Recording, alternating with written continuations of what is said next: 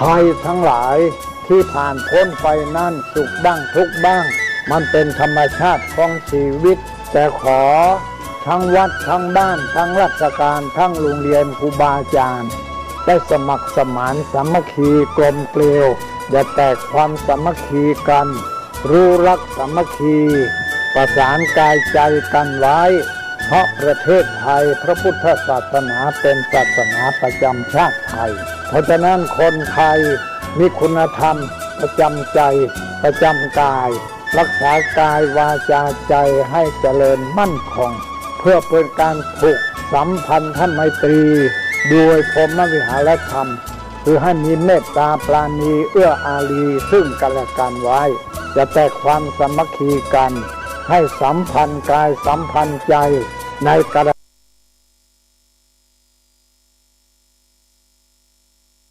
ใหม่คลื่นพัฒนาคุณภาพชีวิต FM 92.25 เมกะเฮิรตซ์บริหารและจัดการโดยวัดป่าแดงมหาวิหารส่งกระจายเสียงจากเลขที่71หมู่ที่14บ้านใหม่หลังมอตำบลสุเทพอำเภอเมืองจังหวัดเชียงใหม่รหัสไปรษณีย์50200หมายเลขโทรศัพท์0818815690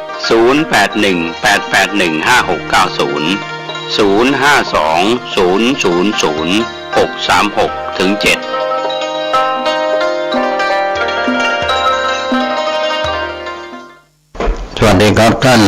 ผู้ฟังที่เคารพข่าวชาวบ้านผมเกษตรเพชรสำริดบรรณาธิการข่าวก้าวหน้านิวกับการทำหน้าที่สื่อสารมวลชนของพี่น้องสื่อมวลชนทุกแขนงสาขาจากส่วนกลางและก็ส่วนภูมิภาคทั้งข่าวภายในประเทศและข่าวจากต่างประเทศท่านที่อ่านหนังสือพิมพ์ออนไลน์คลิกเข้าไปที่ www.gawnawnew.com ท่านก็จะได้รับรู้รับทราบข้อมูลที่พี่น้องสื่อมวลชนทั้งส่วนกลางและส่วนภูมิภาคสื่อไทยสื่อเทศรายงานข่าวธรรมะก่อนข่าวนี่ก็เป็นส่วนหนึ่งนะครับเรื่องของสัจธรรมกับการมีธรรมะก็คือการรักษาคำพูดก็เป็นส่วนที่ทำให้เราหลายคนหลายท่านรักษาคำพูดหรือตัวหนังสือที่ได้ให้สัจจะอะไรไว้ก็ไม่สามารถทำตามได้ก็ถือว่าผิดสัจจะก็ทำให้ขาดความเคารพขาดความเชื่อถือวันนี้ถ้าเรามีสัจจะเป็นของตนเองเครดิตการที่เป็นที่ยอมรับทั้งคนและเทวดาทั้งหลายที่เป็นมนุษย์อมนุษย์ทั้งหลายก็ย่อมจะเป็นที่เคารพเป็นที่นับถือเป็นที่ยอมรับดังนั้นคนเราที่เคยปฏิบัติตามสัจจะในยุคอดีตจนถึงปัจจุบันพระราชาหรือผู้นำเนี่ยนะครับที่ได้เป็นการพูดถึงว่าพระราชาในสมัยอดีตก็มีการตรัสวาจาใดๆกับพระสงฆ์นิกรก็จะถือว่ากษัตริย์ตรัสแล้วไม่คืนคำก็อันนี้ก็คือเป็นเรื่องของสัจจะวาจาเป็นสัจจะบารมีด้วยแล้วก็เป็นส่วนที่จะแสดงให้เห็นว่าคนเหล่านั้นจะเป็นวรรณะกษัตริย์พราหมณ์แพทย์สูตรหรือใครก็ตามที่รักษาสัจจะได้ก็ถือว่าเป็นที่ยอมรับก็ทั้งวันนี้ก็เป็นที่ยอมรับอนาคตก็เป็นที่ยอมรับคงไม่ต้องย้อนรอยไปในอดีตคนที่ขาดสัจจะไม่มีสัจจะไม่รักษาคำพูดก็อาจจะเสียสัจจะไปขาดความเคารพขาดความนับถือไม่ว่าจะเป็นผู้ใต้บังคับบัญชาผู้บังคับบัญชาในหน่วยงานทั้งภายในประเทศไทยหรือต่างประเทศก็ตามเรียกว่าจับโกหกได้ขาดความจริงใจอย่างนี้เป็นต้นธรรมะก่อนข่าววันนี้จึงชี้ให้เห็นว่าคนรักษาสัจจะไว้ก็จะเป็นที่ยอมรับพ่อแม่รักษาสัจจะต่อลูกหลานเหลนหรือญาติมิตรก็เป็นเรื่องที่ยอมรับนับถือเคารพนับถือกันการรักษาคำพูดจะเป็นตัวแทนด้วยตัวหนังสือหรือคำพูดจากลมปากก็ตามดังนั้นโบราณอาจารย์บัณฑิตจึงพูดว่าปากเป็นเอกจะพูดอะไรจะแสดงออกอะไรก็ต้องระวังคำพูดนะครับอยากพูดก็พูดไปเรื่อยๆเรียกว่าอาจจะพูดเพ้อพร่อยพูดแบบโกหกหน้าตายก็คงจะเสียผู้เสียคนไม่มีใคร เคารพไม่มีใครนับถือไม่มีใครรักอะไรอย่างนี้เป็นต้นเป็นตัวอย่าง ดังนั้นคำสอนนี้เตือนไว้ในสมัยพุทธกาลที่พระพุทธองค์ทรงสอนเรื่องของคนที่เป็นกลุ่มชดินชอบอาบน้ำล้างบาปก็ดีชอบบูชาไฟก็ตามนะครับก็เรียกว่าทั้งคนอินเดียนั้นเขานับถือในศาสนาพราหมณ์มาก่อนเขาก็ยอมเชื่อในสายน้ำจากสายน้ำคงคาที่แยกแตกสายกันมาว่าเป็นการล้างบาปล้างความชั่วได้ก็เป็นความเชื่อของเขาในศาสนาต่างศาสนาแต่พุทธศาสนานั้นสิ่งที่จะล้างก็คือการมีสัจจะแล้วก็มีธรรมะคือธรรมะนั้นก็คือเป็นผู้ประพฤติธรรมปฏิบัติธรรมตามอัตภาพครับก็เป็นธรรมะก่อนข่าววันนี้ข่าวแรกวันนี้ก็เป็นเรื่องของสภาพอากาศดินฟ้าอากาศเตือน32จังหวัดรับมือฝนหนักบางแห่งกรุงเทพมหานครนั้นมีฝน 40% ของพื้นที่กรมอุตุนิยมวิทยาเผยสภาพอากาศประเทศมีฝนตกหนักบางพื้นที่บริเวณภาคเหนือตอนบนภาคตะวันออกเฉียงเหนือตอนบนภาคตะวันออกและก็ภาคใต้รวมทั้งกรุงเทพมหานครและปริมณฑลเตือน32จังหวัดระวังฝนตกหนักบางแห่งก็เป็นการพยากรณ์อากาศจากกรมอุตุนิยมวิทยา30มิถุนายนว่าอากาศในรอบ24ชั่วโมงประเทศไทยมีฝนเพิ่มขึ้นกับมีลมกระโชกแรงบางแห่งก็มีฝนตกหนักบางพื้นที่บริเวณภาคเหนือตอนบนภาคตะวันออกเฉียงเหนือตอนบนภาคตะวันออกและก็ภาคใต้รวมทั้งกรุงเทพมหานครและปริมณฑลก็ขอให้ประชาชนในบริเวณดังกล่าวระวังอันตรายจากฝนฟ้าคะนองลมกระโชกแรงและฝนตกหนักที่อาจจะเกิดขึ้นไว้ด้วยทั้งนี้เนื่องจากร่องมรสุมพาดผ่านภาคเหนือตอนบนและประเทศลาวตอนบนเข้าสู่หย่อมความกดอากาศต่ำที่ปกคลุมประเทศเวียดนามตอนบนประกอบกับมรสุมตะวันตกเฉียงใต้ที่พัดปกคลุมทะเลอันดามันประเทศไทยและอ่าวไทยเริ่มมีกำลังแรงขึ้นสำหรับคลื่นลมบริเวณทะเลอันดามันตอนบนและอ่าวไทยตอนบนมีกำลังแรงขึ้นคลื่นสูง 1-2 เมตรบริเวณที่มีฝนฟ้าคะนองคลื่นสูงประมาณ2 เมตรขอให้ชาวเรือในบริเวณดังกล่าวเดินเรือด้วยความระมัดระวังและหลีกเลี่ยงการเดินเรือบริเวณที่มีฝนฟ้าคะนองอันหนึ่งดีเพรสชันที่ปกคลุมบริเวณทะเลจีนใต้ตอนบนมีแนวโน้มจะทวีกำลังแรงขึ้นเป็นพายุโซนร้อนคาดว่าจะเคลื่อนขึ้นฝั่งบริเวณประเทศจีนตอนใต้ในช่วงวันที่ 2-3 กรกฎาคม 2565ครับก็เป็นพยากรณ์อากาศของกรมอุตุนิยมวิทยาเรื่องของดินฟ้าอากาศกันวันนี้นะครับไปถึงวันพรุ่งนี้อย่างไรก็ตามก็เป็นเรื่องราวที่เราได้รับรู้รับทราบกันนะครับข่าวของดินฟ้าอากาศในเรื่องข่าวของแนวหน้าออนไลน์ที่ทีมข่าวได้รายงานผ่านหนังสือพิมพ์ออนไลน์ก็เป็นเรื่องราวที่น่าสนใจในช่วงนี้ครับข่าวที่สำคัญที่เราได้รับรู้รับทราบกันจากแนวหน้าออนไลน์สสอ.ลุ้นจีนคลายล็อกโควิดดันดัชนีผลผลิตอุตสาหกรรมโตได้อีก30มิถุนายนโดยนายสุริยะนายสุริยะจึงรุ่งเรืองกิจรัฐมนตรีว่าการกระทรวงอุตสาหกรรมออกมาชี้แจงสถานการณ์การแพร่ระบาดของโควิด -19 ในประเทศเริ่มคลี่คลายลงและผ่อนคลายมาตรการควบคุมต่างๆเฉพาะมาตรการเปิดประเทศทำให้ประชาชนสามารถออกมาใช้ชีวิตประจำวันและบริโภคได้ตามปกติมากขึ้นส่งผลให้การบริโภคในประเทศปรับตัวดีขึ้นต่อเนื่องการดำเนินกิจกรรมทางเศรษฐกิจทยอยฟื้นตัวสะท้อนได้จากอุตสาหกรรมน้ำมันปิโตรเลียมที่ขยายตัวต่อเนื่องเป็นเดือนที่8และการอ่อนค่าของเงินบาทช่วยสนับสนุนให้การส่งออกขยายตัวสามารถแข่งขันได้ในตลาดโลก นางสิริเพญเกียรติเฟื่องฟูรองผู้อำนวยการสำนักงานเศรษฐกิจอุตสาหกรรมสสกล่าวตอนหนึ่งว่าดัชนีผลผลิตอุตสาหกรรม MPI เดือนพฤษภาคม 2565 อยู่ที่ระดับ 98.05 ขยายตัวที่ 7.46% จากเดือนก่อนหน้านี้อยู่ที่ระดับ 91.24 อัตราการใช้กำลังการผลิตอยู่ที่ 62.42% ส่งผลให้ MPI 5 เดือนปีนี้คือตั้งแต่มกราคมถึงพฤษภาคม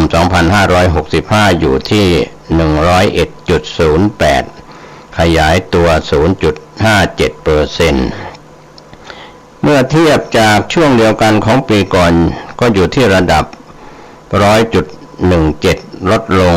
2.11% เนื่องจากการล็อกดาวน์เมือง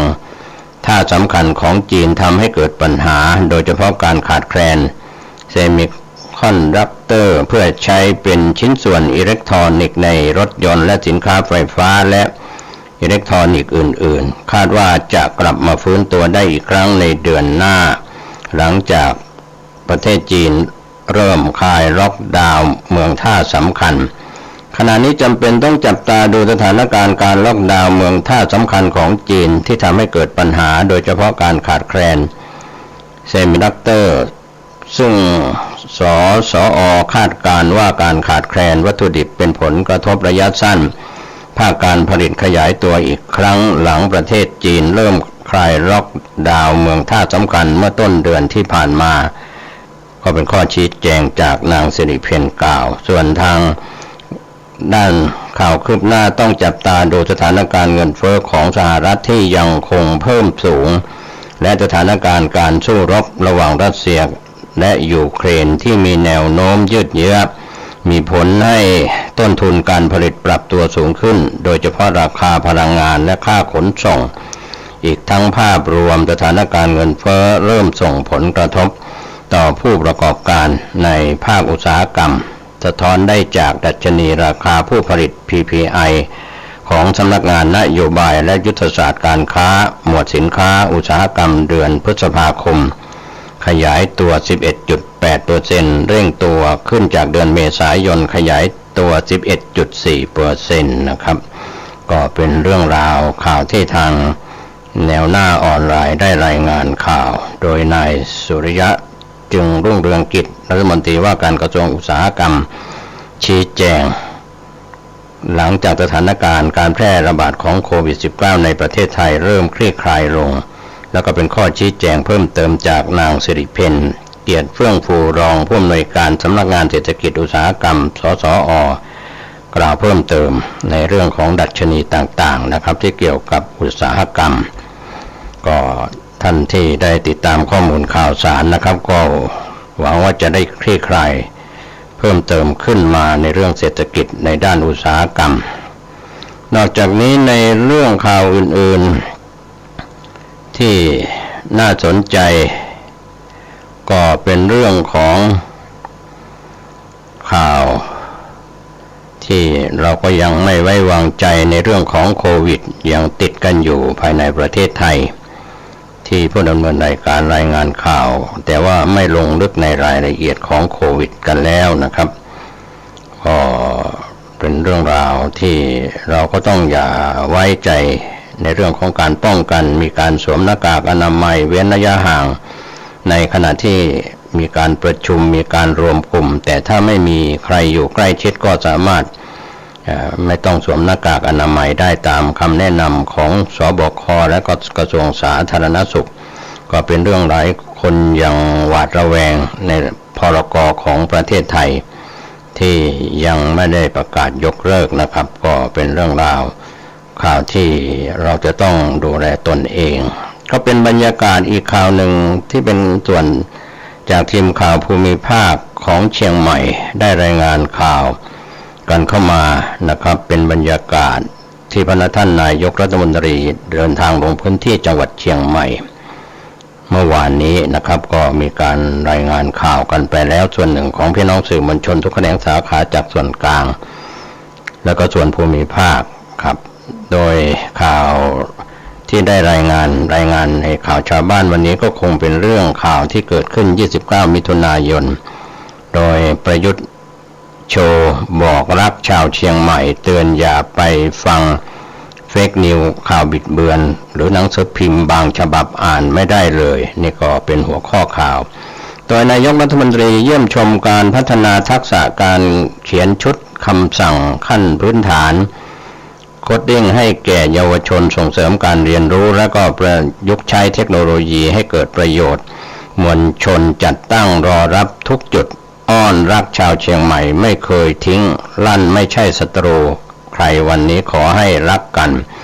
14:45 นาที29มิถุนายนที่ผ่านมาเมื่อวานนี้ที่โรงเรียนวัดเวรุวันอำเภอสารพีจังหวัดเชียงใหม่พลเอกประยุทธ์จันทร์โอชานายกรัฐมนตรีและรัฐมนตรีว่าการกระทรวงกลาโหมเยี่ยมชมผลการดำเนินงานพัฒนาทักษะการเขียนชุดคำสั่ง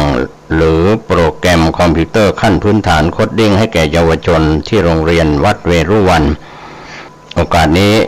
ก็เป็นไปตามนโยบายรัฐบาลการพัฒนากำลังคนด้านดิจิทัลให้สอดคล้องกับการพัฒนาประเทศรองรับการขับเคลื่อนสังคมและเศรษฐกิจดิจิทัลในอนาคตให้ทันกับการเปลี่ยนแปลงของโลกรวมทั้งเพื่อพัฒนาขีดความสามารถในการแข่งขันของประเทศไปสู่การเติบโตอย่างยั่งยืนในอนาคตในโอกาสเมื่อวานนี้นายกรัฐมนตรีเยี่ยมชมผลงานการยกระดับทักษะของครูผู้ผ่านการเรียนการสอนจริงผลงานด้านโคดดิ้งของนักเรียนโรงเรียนในพื้นที่ภาคเหนือและก็กิจกรรมการเรียนรู้นอกห้องเรียนซึ่งเป็นความร่วมมือระหว่างรัฐเอกชนเพื่อนำดิจิทัลพัฒน์ไปสอนและพัฒนาทักษะด้านดิจิทัลให้แก่เยาวชนและผู้สนใจในพื้นที่ต่างๆโดยนายกรัฐมนตรีได้สอบถามถึงการเรียนการสอนการเขียนชุดคำสั่งหรือโปรแกรมคอมพิวเตอร์ขั้นพื้นฐานโคดดิ้งและการพัฒนาทักษะด้านดิจิทัลของนักเรียนด้วยความสนใจและทดลองการเขียนชุดคำสั่งหรือโปรแกรมคอมพิวเตอร์ขั้นพื้นฐานโคดดิ้งร่วมกับเยาวชนและเด็กนักเรียนด้วยพร้อมให้มีการขับเคลื่อนอย่างต่อเนื่องไปยังโรงเรียนต่างๆทั่วประเทศก็มอบหมายกระทรวงศึกษาธิการร่วมกับหน่วยงานที่เกี่ยวข้องดำเนินการเพื่อขับเคลื่อนให้สอดคล้องกับการพัฒนาประเทศและทันกับการเปลี่ยนแปลงของโลกโดยทางพลเอกประยุทธ์กล่าวช่วงหนึ่งถึงการมาลงพื้นที่เมื่อวานนี้ว่าสถานการณ์ไม่ปกติแต่รัฐบาลก็พยายามทำให้ดีที่สุดฉะนั้นช่วงนี้ขอให้ช่วยกันไปก่อนที่ผ่านมารัฐบาลใช้งบประมาณไปมากพอสมควรตนไปเรียกว่าตนนั้นมีภารกิจก็พูดทั้งวันซึ่งตนรักชาวเชียงใหม่ทุกคนโดยทุกครั้งที่มาหรือไม่มาก็ไม่เคยทิ้งเชียงใหม่เลยดูได้จากงบประมาณที่ผ่านมาก็ให้เชียงใหม่พร้อมยืนยันตนไม่ใช่ศัตรูใครทั้งสิ้นดังนั้นวันนี้ก็ขอให้รักกันไปปรับนิดหน่อยเพื่อไปสู่วันที่ดีกว่าบ้านเมืองอยู่ได้เพราะเราไม่ใช่เพราะนายกถ้าใครทำให้บ้านเมืองเสียหายนี่ก็เป็นกรรมของเขาตนไม่ไปโกรธเขาหรอกไม่จำเป็นต้องรักนายกรักกันเองนี่แหละพร้อมยืนยันว่าตนจะทำให้เต็มที่นะครับนอกจากนี้ช่วงหนึ่งของพลเอกประยุทธ์ยังกล่าวกับชาวบ้านช่วงหนึ่งว่าอย่าไปฟังสื่อเฟกนิวหนังสือพิมพ์บางฉบับก็อ่านไม่ได้เลยขอให้ดูก็แล้วกันจากนั้นนายกรัฐมนตรีและคณะก็เยี่ยมชมโครงการดำเนินงานชุมชนยั่งยืนเพื่อแก้ไขปัญหายาเสพติดแบบครบวงจรตามยุทธศาสตร์ชาติของอำเภอสารพีก็เป็นความร่วมมือระหว่างสำนักงานตำรวจแห่งชาติและชุมชนท้องถิ่นก่อนเดินทางกลับกรุงเทพมหานคร 17 นาฬิกาเมื่อวานนี้ก็ไปยังเทศบาลเมืองแม่เหี่ยตำบลแม่เหี่ยอำเภอเมืองเชียงใหม่โดยนายกรัฐมนตรีพร้อมคณะเยี่ยมชมการพลิกโฉมเทศบาลด้วยดิจิทัลเป็นจุดสุดท้ายของการลงพื้นที่จังหวัดเชียงใหม่ก่อนที่นายกรัฐมนตรีจะเดินทางมาถึงคณะผู้จัดงานได้แจ้งให้ผู้เข้าร่วมงานทั้งหมดเรียกว่าที่ไม่ใส่เนคไทเนื่องจากนายกรัฐมนตรีต้องการให้ผู้เข้าร่วมงานมีส่วนร่วมในมวลชนจัดตั้งถือป้ายมาคอยต้อนรับเช่นเคย ก็เป็นข่าวภาพข่าวที่เราได้รับรายงานกันเข้ามานะครับก็เป็นส่วนหนึ่งของข่าวของพระท่านนายกรัฐมนตรีหลายจุดหลายแห่งนะครับที่ทางทีมข่าวได้รายงานบรรยากาศสดๆกันไปแล้วเมื่อวานนี้ข่าวอื่นๆในส่วนของข่าวในประเทศไทยหรือต่างประเทศที่ทางทีมข่าวได้รายงานเรื่องราวต่างๆครับก็มีส่วนข่าวที่เกี่ยวข้องกับกัญชากันบ้างแล้วครับก็ฮือฮากันหลังจากปลดล็อกกัญชาในช่วงที่ผ่านมาก็มีข่าวคืบหน้าที่ทางทีมข่าวได้รายงานกันเข้ามาเรื่องของกัญชานะครับว่ามีความคืบหน้าอย่างไรหลายท่านก็ได้ติดตามข้อมูลข่าวสารทั้งภาคปกติและโลกออนไลน์วันนี้ Post Today ออนไลน์ได้กล่าวถึงเรื่องกัญชาเสรี30มิถุนายน2565ว่าประเทศไทยจัดกัญชาจากสินค้าในประเภทที่1ที่เคยถูกห้ามเป็นสินค้าในประเภทที่4ที่รัฐสนับสนุนให้บริโภคเห็นได้จากนโยบายการแจกกัญชา1 ล้านต้นให้กับประชาชนไม่ต่างจากการแจกนมให้กับเด็กนักเรียนเรื่องนี้ก็เป็นเรื่องราวที่อยู่ในคอลัมน์ทันเศรษฐกิจโดยผู้ช่วยศาสตราจารย์ดร.ทองใหญ่อัยยวรากูลศูนย์ศึกษาพัฒนาเศรษฐกิจสถาบันบัณฑิตพัฒนาบริหารศาสตร์นะครับผ่านโพสต์ทูเดย์วันนี้ว่าแนวคิดแบบเสรีนิยมถือว่าเป็นแนวคิดที่สำคัญที่สุดของเศรษฐศาสตร์กระแสหลักก็ว่าได้ความเสรีที่ว่านี้หมายถึงการให้อิสระแก่บุคคลในการตัดสินใดๆด้วยการวิจารณญาณของตนเองโดยปราศจากการแทรกแซงของรัฐทั้งไม่ห้ามหรือต่อต้านและก็ไม่ส่งเสริมหรือสนับสนุนครับเรื่องดังกล่าวนั้นแนวคิดก็กล่าวผ่านกระบวนการวิเคราะห์จากนักเศรษฐศาสตร์มาหลายร้อยปีถึงกับมีการพิสูจน์ด้วยเครื่องมือทางวิทยาศาสตร์เช่นคณิตศาสตร์จนได้ข้อสรุปว่าภายใต้เงื่อนไขที่เหมาะสมแนวคิดแบบเสรีนิยมเป็นแนวคิดที่ให้ประโยชน์สูงสุดกับสังคมบทบาทของรัฐที่เหมาะสมจากมุมมองของเศรษฐศาสตร์แบบเสรีนิยมจึงตั้งอยู่บนหลักการไม่แทรกแซงกิจกรรมใดๆของเอกชนซึ่งเป็นที่รู้จักกันดีในชื่อกลไกตลาดหรือว่าหากรัฐคิดจะทำอะไรบ้างก็ควรทำในข้อจำกัดบทบาทอยู่แต่เพียงการเอื้อให้กลไกตลาดทำงานได้อย่างสมบูรณ์เท่านั้นเช่นการให้ข้อมูลที่สมบูรณ์ครบถ้วนให้เอกชนใช้ประกอบตัดสินใจของตนเองบ้างหลักการข้างต้นมีข้อยกเว้นอยู่บ้างในบางกรณีเช่นกรณีที่บุคคลมีความพอใจที่บิดเบือนในลักษณะเช่นการเห็นกรงจักรเป็นดอกบัวหรือในกรณีที่การกระทำของบุคคลหนึ่งไม่ได้เป็นไปในลักษณะแบบใครทำใครได้แต่สามารถส่งผลกระทบต่อผู้อื่นที่ไม่ได้มีส่วนร่วมในการตัดสินใจ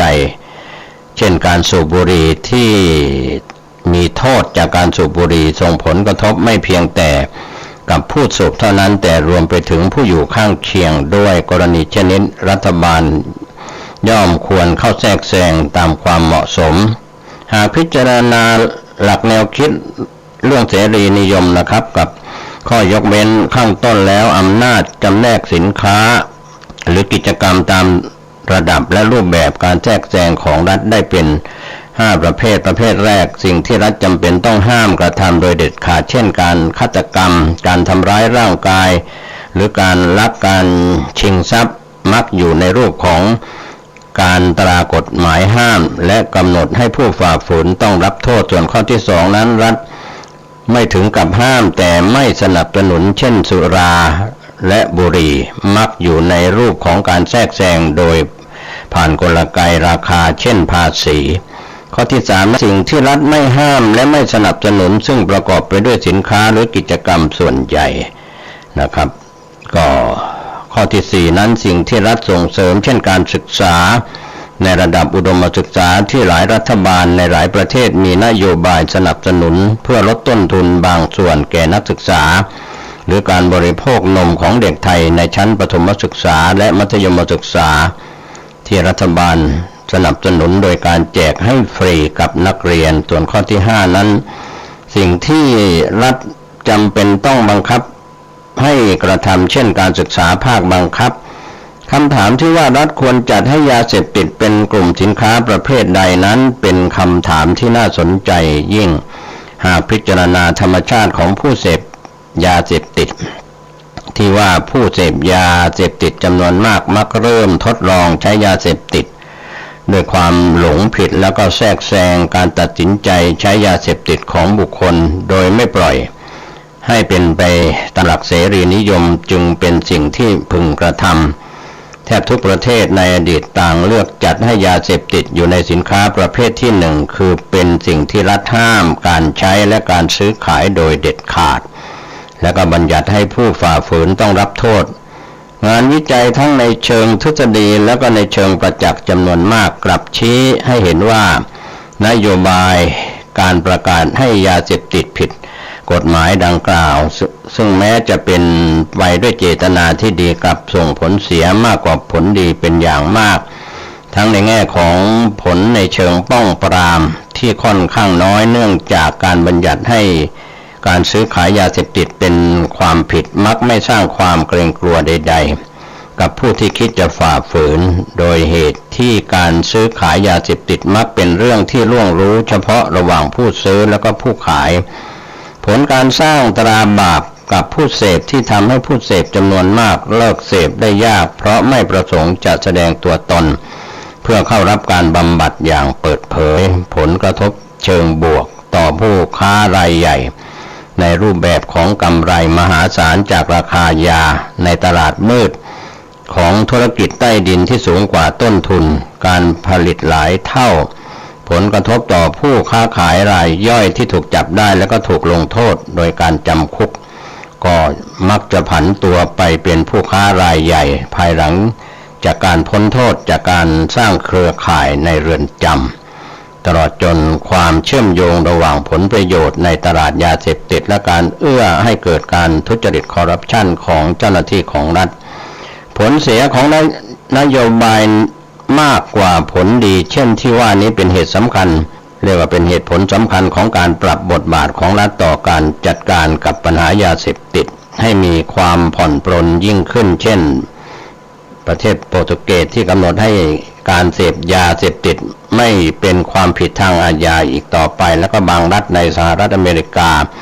กำหนดให้การซื้อขายยาเสพติดบางประเภทเช่นกัญชาสามารถทำได้โดยเสรีนโยบายกัญชาเสรีของไทยหากพิจารณาเหตุผลของผู้กำหนดนโยบายที่ได้ให้สัมภาษณ์ในหลายโอกาสว่าการถอดกัญชาจากการเป็นยาเสพติดต้องห้ามเป็นไปด้วยเหตุผลที่ว่ากัญชามีประโยชน์มากกว่าโทษแทนที่จะเป็นด้วยเหตุผลที่ว่าการบัญญัติให้กัญชาเป็นยาเสพติดต้องห้ามมีผลเสียมากกว่าผลดีนั้นอาจกล่าวได้ว่าเป็นการกระทำที่ถูกซึ่งตั้งบนเหตุผลข้ออ้างที่ผิดส่งผลให้นโยบายกัญชาเสรีของไทยมีความเป็นเอกลักษณ์ที่ไม่เคยมีมาก่อนในประวัติศาสตร์ของประเทศใดๆก็คือขณะที่ประเทศอื่นเพียงแต่ถอดกัญชาออกจากการเป็นยาเสพติดและให้การตัดสินใจบริโภคกัญชาเป็นไปโดยวิจารณญาณของแต่ละบุคคลโดยเสรีประเทศไทยกลับจัดประเภทของกัญชาใหม่จากสินค้าในประเภทที่หนึ่งที่เคยถูกห้ามเป็นสินค้าในประเภทที่สี่ที่รัฐสนับสนุนให้บริโภคดังจะเห็นได้จากนโยบายการแจกกัญชา1 ล้านต้นให้กับประชาชนไม่ต่างจากการแจกนมให้กับเด็กนักเรียนนโยบายกัญชาเสรีของประเทศไทยจากมุมมองทางเศรษฐศาสตร์จึงดูจะเป็นนโยบายที่เกินเลยไปมากต่างจากนโยบายกระท่อมเสรีที่อยู่ในระดับพอดีที่หลังจากที่รัฐได้ถอดพืชกระท่อมจากการเป็นยาเสพติดต้องห้ามแล้วก็ปล่อยให้การตัดสินใจบริโภคกระท่อมเป็นเรื่องส่วนบุคคลที่ไม่ได้ต่อต้านหรือสนับสนุนใดๆสำหรับผลกระทบจากนโยบายกัญชาเสรีของประเทศไทยว่าจะเกิดผลดีมากกว่าผลเสียดังที่มีผู้สนับสนุนนโยบายกล่าวอ้างหรือเกิดผลเสียมากกว่าผลดีดังที่หลายภาคส่วนเกิดความกังวลนั้น ผลกระทบบางเรื่องก็เป็นสิ่งที่สามารถประเมินได้โดยทันทีด้วยความรู้ในเชิงทฤษฎีเช่นในโอกาสการสร้างให้กัญชาเป็นพืชเศรษฐกิจใหม่ที่สร้างรายได้ให้กับประชาชนนั้นก็เป็นไปได้น้อยมากในเชิงเศรษฐศาสตร์จากกลไกตลาดที่อุปทานของกัญชาที่เพิ่มขึ้นในระยะยาวก็จะกดให้ราคาต่ำลงซึ่งย่อมส่งผลให้กำไรจากการปลูกและขายกัญชาไม่ได้สูงเท่าที่ประมาณการไว้ผลกระทบบางเรื่องเช่นจำนวนผู้เสพหรืออันตรายจากการเสพกัญชาที่หลายฝ่ายกังวลว่าอาจเพิ่มขึ้นมากนั้นก็เป็นเรื่องที่ต้องอาศัยการวิจัยในเชิงประจักษ์อย่างรอบคอบไม่อาจสรุปได้จากการเปรียบเทียบข้อมูลบางเรื่องก่อนและหลังนโยบายกัญชาเสรีอย่างผิวเผินเช่นจากเหตุการณ์ไม่นานมานี้ที่เยาวชนผู้หนึ่งต้องเข้ารับการรักษาพยาบาลเป็นการเร่งด่วนจากการเสพกัญชาเกินขนาดหลายฝ่ายสรุปว่าเป็นผลกระทบเชิงลบจากนโยบายกัญชาเสรีนั้นหากการตัดสินใจเสพกัญชาของเยาวชนดังกล่าวยังจะคงมีขึ้นไม่ว่าจะมีนโยบายกัญชาเสรีหรือไม่ก็ตามในลักษณะที่ว่าหากกัญชาถูกกฎหมายก็จะเสพและหากกัญชาผิดกฎหมายก็จะแอบเสพเหตุการณ์ในลักษณะนี้ย่อมไม่อาจนับเป็นหลักฐานในเชิงประจักษ์ที่ชี้ให้เห็นผลกระทบเชิงลบจากนโยบายกัญชาเสรีได้นอกจากจำนวนผู้ป่วยจากการเสพกัญชาเกินขนาดที่เพิ่มขึ้นในสถานพยาบาลก็ยังอาจสะท้อนให้เห็นผลดีจากนโยบายกัญชาเสรีที่เปิดโอกาสให้ผู้ป่วยกล้าเข้ารับการรักษาพยาบาลโดยเปิดเผยอย่างไม่ต้องเกรงกลัวความผิดต่างจากในอดีตที่การเสพกัญชาเป็นการกระทำที่ถือเป็นความผิดทางอาญาที่ผู้ป่วยจำนวนมากอาจรับจัดการปัญหาด้วยตนเองการประเมินผลในส่วนที่เกิดการกระทบจากนโยบายกัญชาเสรีในประเทศไทยก็ได้ข้อสรุปก็มีความน่าเชื่อถือจึงเป็นเรื่องทางวิชาการที่ละเอียดอ่อนจำเป็นต้องศึกษาตัวแบบอย่างที่จะทำอย่างเป็นระบบภายหลังจากที่มีนโยบายกัญชาเสรีได้มีการดำเนินการมาเป็นระยะเวลาพอสมควรการกล่าวถึงเรื่องนี้ภายหลังจากที่ได้รับทราบข่าวอันเป็นที่น่าเสียดายว่าหนังสือพิมพ์ของโพสต์ทูเดย์จะปิดตัวลงในวันที่30มิถุนายน2565ในบทส่งท้ายของบทความสุดท้ายนี้ก็ใคร่ถือโอกาสแสดงความขอบคุณพนักงานของโพสต์ทูเดย์ทุกท่านที่ได้ให้พื้นที่ในการแสดงความคิดเห็นผ่านบทความเชิงวิชาการมาตลอดเวลาหลายปีแม้บทความทั้งหมดจะอยู่ภายใต้คอลัมน์ทันเศรษฐกิจแต่ก็ไม่ได้จำกัดว่าจะต้องเป็นบทความที่เกี่ยวกับเศรษฐกิจโดยทั่วไปเท่านั้นหากได้ให้เสรีอย่างกว้างขวางในการเขียนบทความทางเศรษฐศาสตร์ที่ตรงกับความสนใจและก็ความชำนาญของผู้เขียนแต่ละท่านก็เป็นส่วนหนึ่งที่หวังอย่างยิ่งว่าจะเป็นประโยชน์กับท่านที่ได้ศึกษาติดตามในเรื่องของ Post Today นะครับก็เป็นบทความจาก Post Today หนังสือพิมพ์จะปิดแต่ออนไลน์จะปิดหรือไม่อย่างไรก็ติดตามข่าวคืบหน้ากันนะครับอันนี้ก็เป็นข้อมูลส่วนหนึ่งจากคอลัมน์ทันเศรษฐกิจโดยผู้ช่วยศาสตราจารย์ดร.ทองใหญ่อัยะวรากูลศูนย์ศึกษาพัฒนาเศรษฐกิจสถาบันบัณฑิตพัฒนาบริหารศาสตร์นะครับก็เป็นข้อมูลที่พูดถึงเรื่องของกัญชาเสรีในประเทศไทยครับวันนี้ข่าวชาวบ้านหมดเวลาลงผมเกษตรเพชรสำเร็จบรรณาธิการข่าวก้าวหน้านิวก็ขอบคุณพี่น้องสื่อมวลชนทุกแขนงสาขาจากส่วนกลางและส่วนภูมิภาคทั้งข่าวภายในประเทศและข่าวจากต่างประเทศท่านใช้วิจารณญาณในการรับข้อมูลข่าวสารประจำวันในเรื่องของหนังสือพิมพ์ออนไลน์ท่านคลิกเข้าไปที่ www.9hnanews.com ก็ได้รับอนุญาตการนำลิงก์มารายงานข่าวในรอบ24ชั่วโมงขอให้ท่านบริโภคข้อมูลข่าวสารโดยการตั้งสติมีความยั้งคิดในสิ่งที่ไม่ถูกต้องไม่ดีงามมีสติตั้งว่าอะไรดีควรพูดอะไรดีควรทำอะไรดีควรคิดต่อไปทั้งในปัจจุบันและในอนาคตสุขกายสุขใจสวัสดีครับรายการปกิณกะแห่งธรรมะ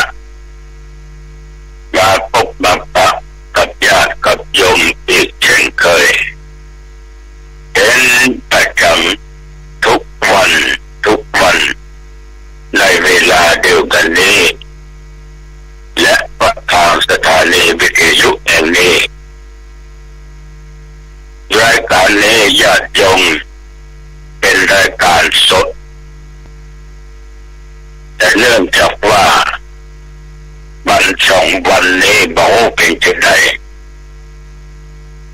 โทรศัพท์ของทางวัดนั้นก็ได้เลื่อนยมไปเสียค่าเรียบร้อยแต่ว่าโทรต่อใดก็จึงไม่มีสายรับสายตอบแต่ว่าโทรออกโทรเข้าว่าจะเป็นต้องใช้มือถือกระเป๋าหิ้วมาออกรายการที่อู้จาอย่างนี้แจ้งให้ญาติโยมได้รับทราบรับรู้ในการนี้ญาติโยมอาจจะมีการไหว้พระและสวดมนต์ฉบับย่อก่อนที่จะฟังธรรมะและกินนะครับต่อไปก็เชิญญาติโยมไหว้พระนบพรมพร้อมกันไปอะระหังสัมมาสัมพุทโธภะคะวาพุทธังภะคะวันตังอะภิวาเทมิกราบพระพุทธวาคาโตภะคะวะตาธัมโมธัมมังนัมมัสสามิกราบพระธรรมสุปฏิปันโนภะคะวะโตสาวกสังโฆสังฆังนัมมามิกราบพระสงฆ์มากล่าวคำนมัสการว่า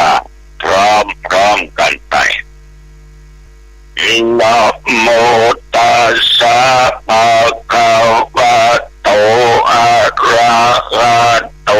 สัมมาสัมพุทธัสสะนะโม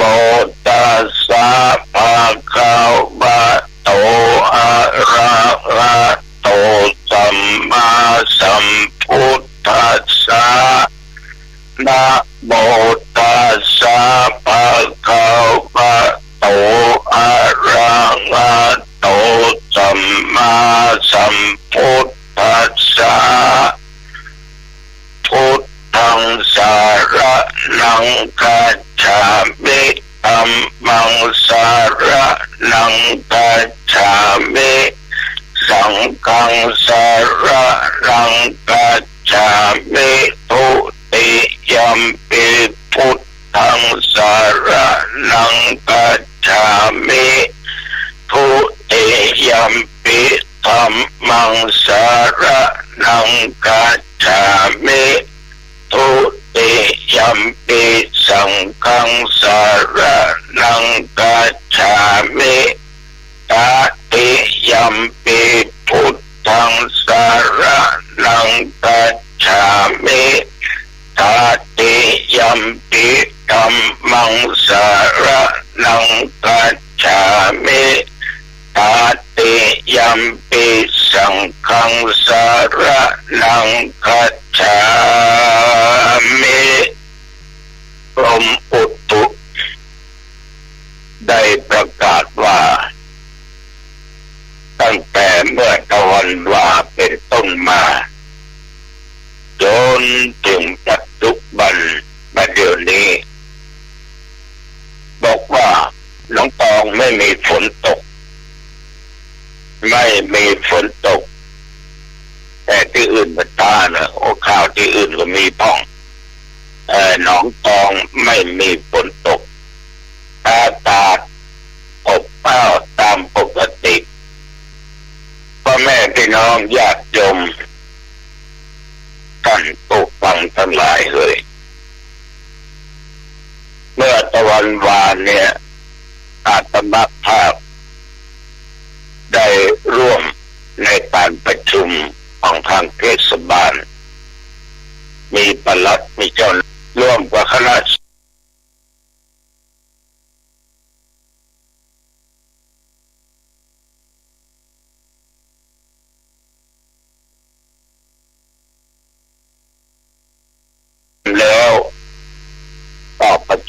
กันย่อมๆในห้อง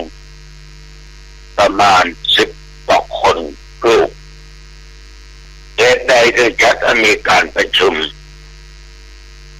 ต่อปรารภเหตุเกี่ยวกับเรื่องการสร้างอนุสาวรีย์หลวงพ่อมโนหลวงพ่อมโนนี่ญาติโยมเป็นที่เคารพ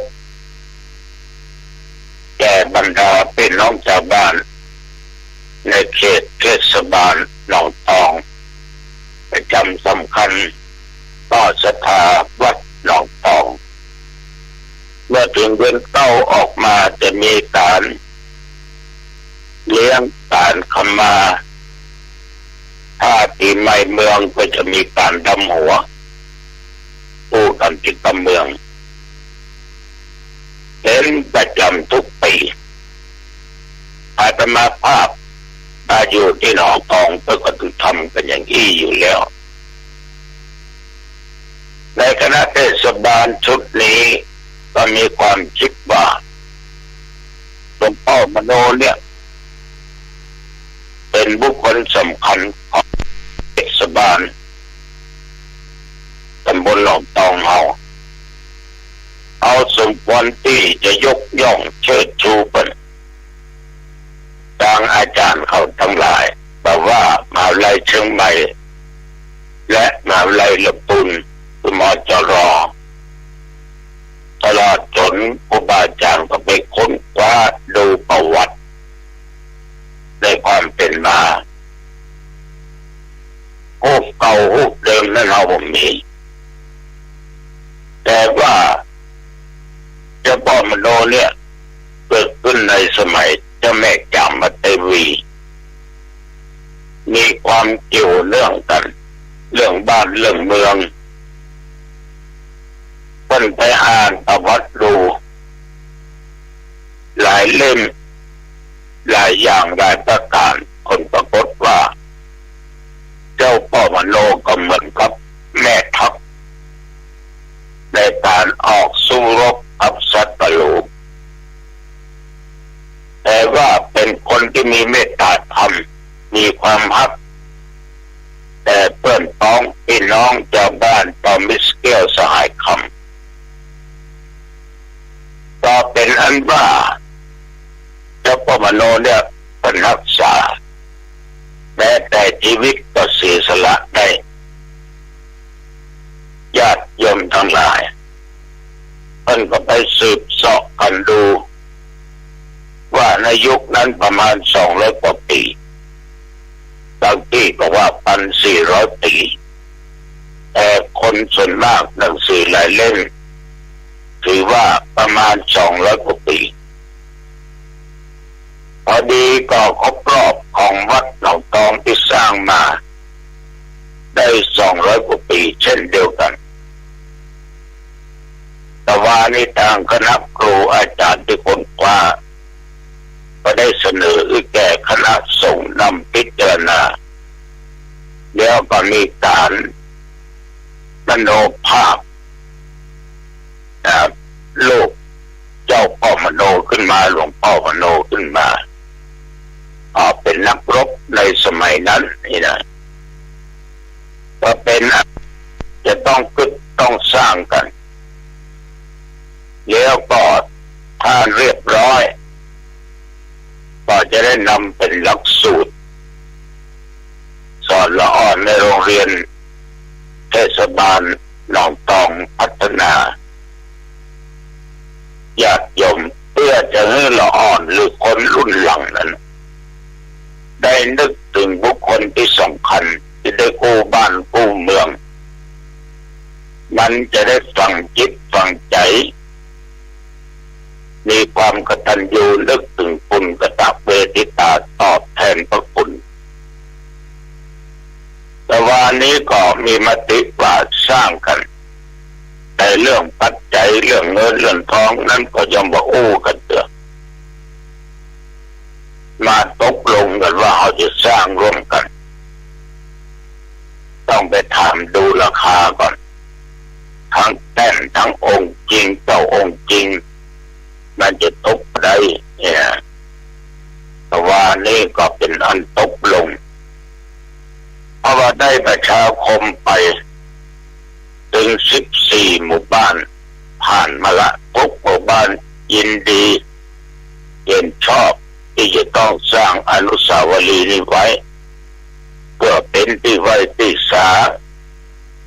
เพื่อจะให้คนรุ่นหลังมีความกตัญญูกตเวทิตาแต่สถานที่นั้นเท่าที่เตรียมไว้ก็คือสนามกีฬาของทางเทศบาลฉันใดญาติโยมคนเฮาเนี่ยเมื่อมีชีวิตอยู่ได้ช่วยเหลือสังคมช่วยเหลือหมู่พี่หมู่น้องประลดประละในการตั้มเป็นบุญกุศลได้ทำการอุทานรักษาศีลฟังเทศน์ฟังธรรมมาตลอดบุคคลนั้นก็จะเป็นที่ยอมรับของสังคมนบนอบบูชายกย่องเชิดชูว่าเป็นคนดียังคืนที่ผ่านมานั้นอาตมาภาพได้รับนิมนต์ไปเทศน์แต่ตุเจ้าไปสวดกันในงานข่าวดำที่1คนที่ตายนั้นอายุได้67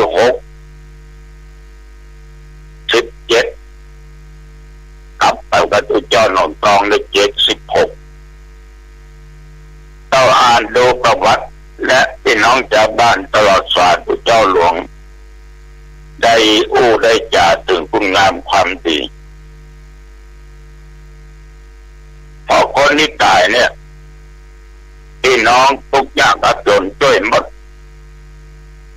ไม่ว่าจะเป็นข้าวสารไม่ว่าจะเป็นของกินไม่ว่าจะเป็นสตางค์เพิ่งแต่คนมีฐานะหน่อยเพื่อนพ้องเป็นน้องชานมีปัญหาอันใดแก่จะช่วยโดยระวังผลตอบแทนใดทั้งสิ้นวัดวาอารามวัดเหลือวัดใต้ตกออกเป็นมีกินมีการก็ไปวัดไปว่าไปฟังเทศน์ฟังธรรมคนทั้งหลายเลยยกย่องยกหัวนิ้วโป้งและทุกคนก็ต่างเป็นเสียงเดียวกันว่าเสียดายอายุมันน่าจะสั้นอย่างนี้ญาติโยมคนมีแต่คนกล่าวขานถึงชื่ออยู่ตลอดเวลาเพราะอย่างนั้นมันฝังในจิตในใจของคนทั่วไปอย่างครูบาเจ้าศรีวิจัยเนี่ย144 ปีเนี่ยเมื่อท่านมีชีวิตอยู่ในญาติโยมกึศจังห้างแต่งดันแต่งนี่แต่งโบสถ์แต่งวิหารแต่งศาสนาปปัตถะเจดีย์สร้างถนนอุ่นทางอันได้ชัดๆง่ายๆขึ้นพระธาตุเจ้าโดยสุดเดชคนก็ยังกราบไหว้อยู่ตลอดนึกถึงอยู่ตลอดถึงบางครั้งจะอยู่ห่างไกลสารูปเดินครูบาจะเป็นรอไว้เขาก็ยกมือไหว้ว่าเป็นวัดตัวเอาไว้ปูนไว้ปูนไว้คุณงามความดีของท่านครูบาเจ้าการใดญาติโยมเรื่องอนุสาวรีย์เจ้าพ่อมโนหลวงพ่อมโนเนี่ยเมื่อนักค้นคว้าสิ่งเหล่านี้ไปพบไปพบหลักฐานอันว่าท่านเป็นบรรพบุรุษแม้แต่ชีวิตของท่านว่าเสียสละได้แต่จึงพึ่งในการสร้าง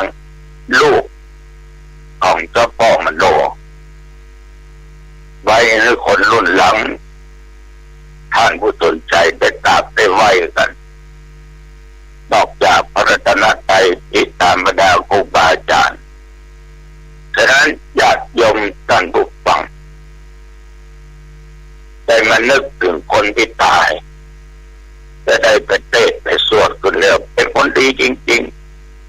ๆแต่คนเหล่านั้นคำว่าจะพร้อมทุกอย่างเป็นไปไม่ได้โยมคนนี้ก็ดื่มเหล้าเป็นอาจินเหมือนกัน แต่พอดื่มเมื่อถึงเวลาต้องดื่มแล้วไปรุกรานไผ่ไปตีหัวไผ่มันด่าว่าอย่างนี้ไผ่มีแต่ทำสิ่งที่ดีๆคนทั้งหลายก็เคยเอ่ยถึงอาตมาลองถามว่าตนเป็นอย่างตายอาตมาพญาติกับตัวเปิ้นหลวงพ่อแต่จริงเอาหมดแล้วหรอกพญาติกับตัวเปิ้นหลวงพ่อยาตึมหายเปิ้นก็รีบอยากไปน่าเสียดายแต่หลวงพ่อคนนี้เป็นคนดีของพี่น้องชาวบ้านเป็นบ้านสมเป็นดีต้องวัดต้องวาทุกคนกล่าวไปอย่างนี้ไม่ได้บอกว่ามันตายกับเราแล้วก็ไปบอกสักคนว่าไปบอกพระเจ้าสักคนแต่แล้วบางครั้งในญาติโยมเอากับพิษศีลในข้อใดข้อหนึ่งแต่คนก็ยอมรับในตัวเอาเพราะการทำทางกายทางวาจาแต่ทางความคิดมันเป็นในทางที่ดีๆทั้งนั้นนี่ก็เป็นขอบฝากไปกับญาติกับโยมเนี่ยพอมีชีวิตอยู่เนี่ยได้อยู่ตลอดเวลาว่าถ้ามัวแต่สร้างสังสมซึ่งบาปมันก็จะนำทุกข์มาเกิดขึ้นกับเราตลอดไปบาปนี่คือความชั่วนะโยมทุกคนที่ฟังเนี่ยเอาเป็นคนใหญ่หมดอันใดดีอันใดบ่ดีเนี่ยเอาทั้งนั้นนะโอ้กันทั้งนั้นแต่ว่าเราก็ยังทำกันอยู่เรื่องบาปแต่ว่าจะกระทำตั้งกายมีการผิดศีลห้าทางวาจาผิดศีลข้อที่สี่ทางด้านจิตใจก็ยังคิดละโมบตกอยู่ในตัณหาตกอยู่ในโมหะของครอบงำด้านจิตใจเมื่อในร่างกายวาจาใจมันอยู่ในความชั่วญาติโยมทั้งหลายบาปมันก็เกิดขึ้นกับตัวเขาอาจจะสั่งสมความชั่วหรือบาปไปทีละนิดทีละน้อยแต่ละวันเวลาผ่านไปนานเข้ามันก็จะเต็มไหมเต็มองค์ล้นออกมาความชั่วมันนักขึ้นมันล้นมาญาติโยมมันก็ได้ผลในตามที่ดี มีแต่ความทุกข์ไม่มีความสุขบางท่านนั้นได้สืบทรัพย์สมบัติมาจากพ่อจากแม่แต่ก็ยังว่าเอาไปเล่นเอาไปกินไปเอี่ยวใจสุรุ่ยสลายในที่สุดก็หมดไปได้หมดถึงบุญแต่ได้บาปอันเกิดจากการกระทำของตัวเองท่านได้สอนไว้เสมอว่าเรื่องกฎแห่งกรรมสิ่งที่เราสร้างที่เป็นความทุกข์ความลำบากเพื่อแต่ตัวเรานั้นก็อู้ไปเลยว่าเป็นเพราะการกระทำความชั่วเป็นการสั่งสมความชั่วมากขึ้นเพื่อแต่ตัวเองการที่เขายังมาเพิ่มพูนความชั่วไว้ในใจโดยการกระทำการทุจริตการคิดในสิ่งที่เป็นอกุศลกรรมฆ่าสัตว์ลักขโมยประพฤติผิดในกามเหล่านี้เป็นต้นญาติโยมเรามีชีวิตอยู่มันก็ต้องได้รับความทุกข์แต่ถ้าจากโลกนี้ไปสู่โลกหน้าก็ได้รับผลแห่งความทุกข์ความชั่วนั่นเอง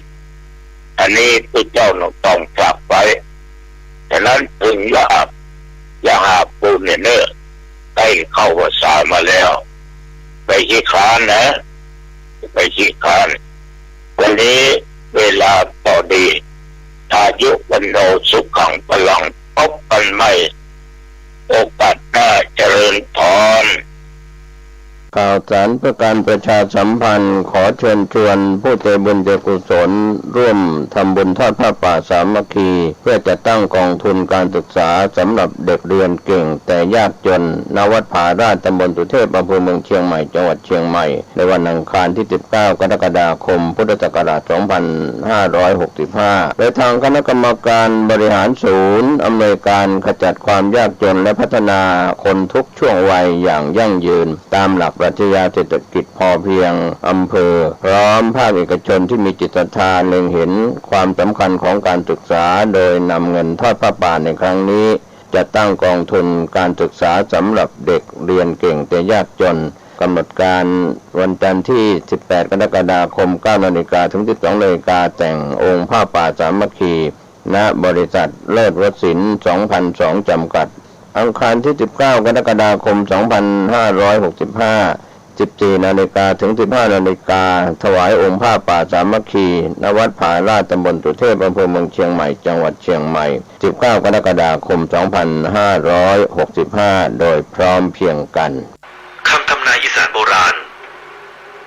น่าจะเป็นบ้านเกลียดค้านจะอดตายภูเขาจะย้ายแผ่นดินจะเดิน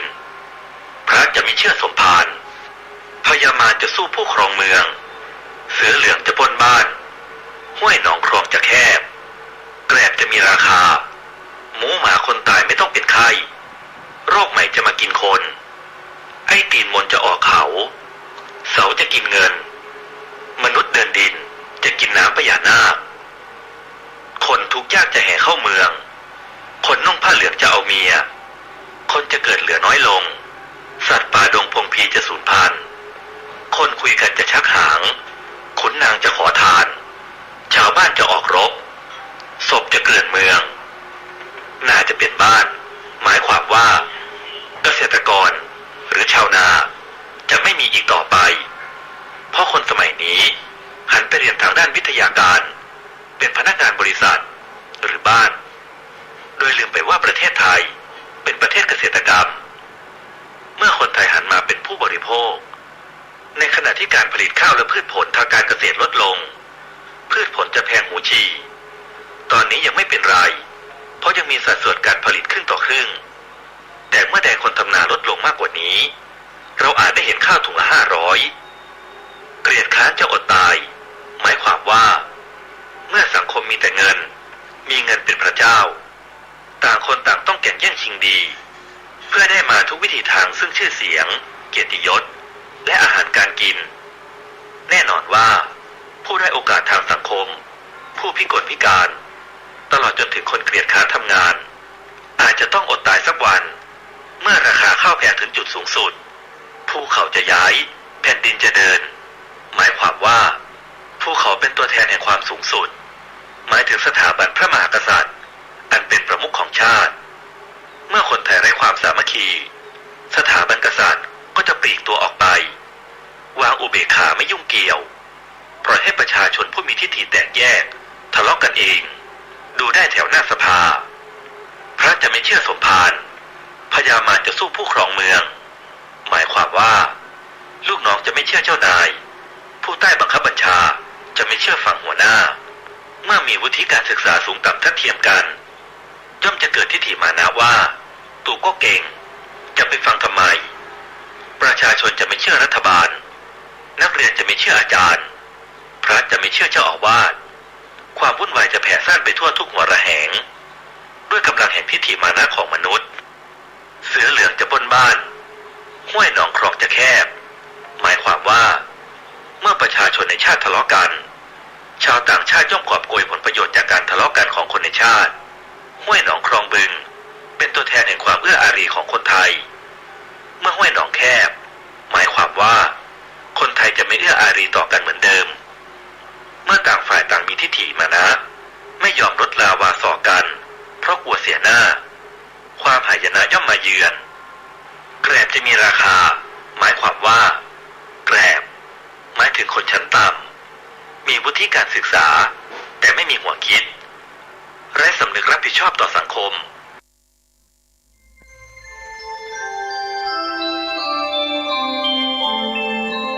ขณะนี้ท่านกำลังฟังสถานีวิทยุกระจายเสียงคลื่นเพื่อการศึกษาพระพุทธศาสนาและวัฒนธรรม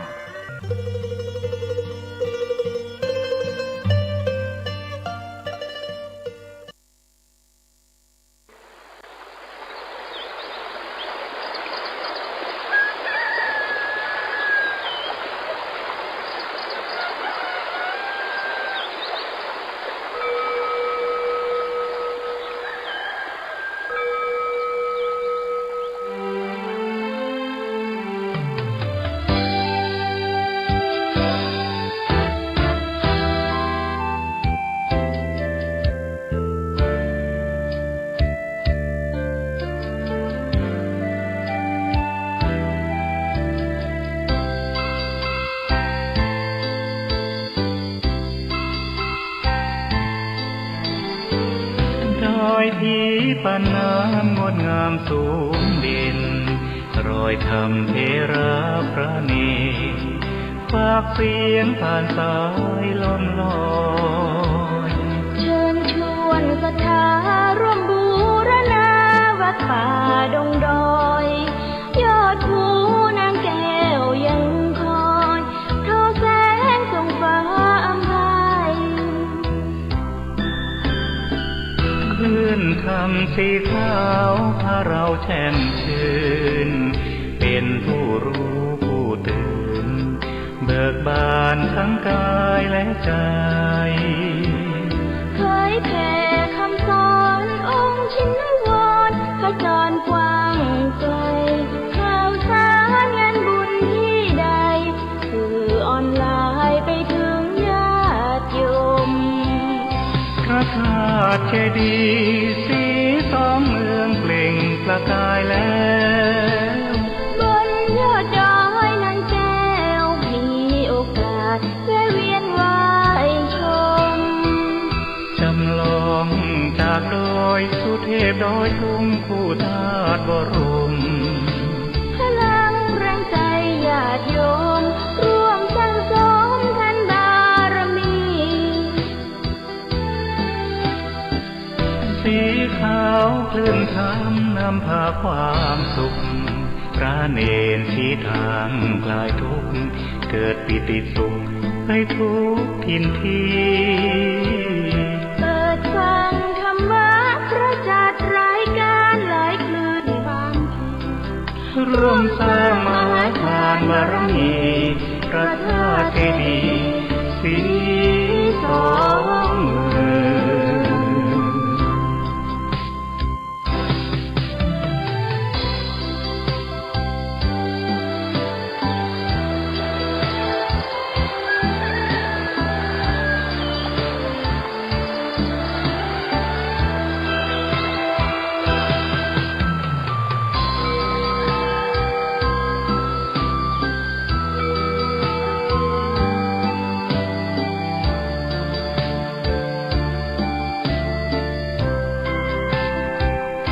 พระธาตุเจดีย์สีสองเมืองเปล่งประกายแล้วบนยอดดอยนางแก้วมีโอกาสแวะเวียนไหว้ชมจำลองจากดอยสุเทพดอยสูงผู้ธาตุบรมพลังแรงใจญาติโยมร่วมสร้างสมทันบารมีสีขาวคลื่นธรรมนำพาความสุขพระเนรชี้ทางคลายทุกข์เกิดปิติสุขไปทุกถิ่นที่เปิดฟังธรรมะพระจัดรายการหลายคลื่นความร่วมสร้างมหาทานบารมีพระธาตุเจดีย์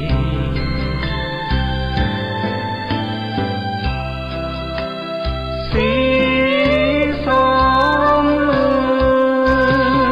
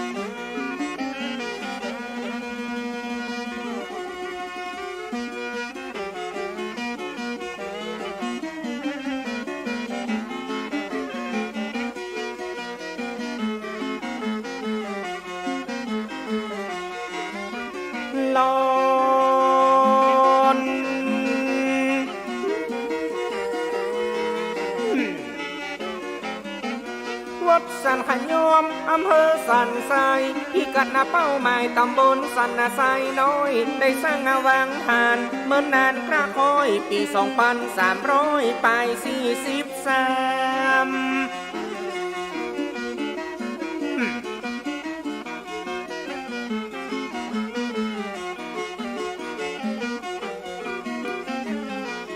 เมื่ออันยุคเก็บพักอาศัยซาก็เก็บพักอาศัยเมืองอปนความมาฝืดเครื่องเด้งรุ่งเรื่องเป่งวะสมัยพญาเจ้ากังวีละได้ภาพชนะหมดภาวะสงครามฟื้นบ้านฟื้นเมืองทุกเมืองเฟืองฝ่ายผู้คนเปลี่ยนถ่ายโยกย้ายไล่ลามที่ในสมควรทบทวนดีงามจะสร้างวัดวางอารามไว้ประจำที่นั้น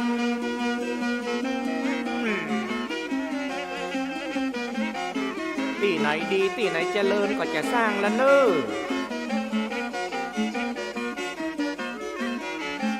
ชุมชนหลายหมู่กระจัดกระจายแคว้นแดนสันทรายก็มากมายแน่นหนา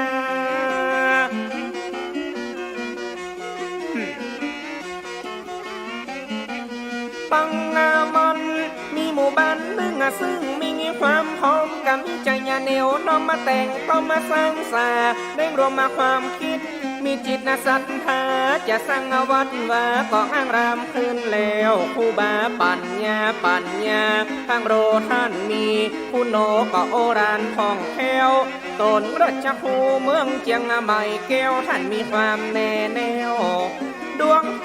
เป็นเก้าสร้างวัดปฏิบัติแต่งกึศสร้างแนวนะประพฤตินะยึดแนวจิตใจ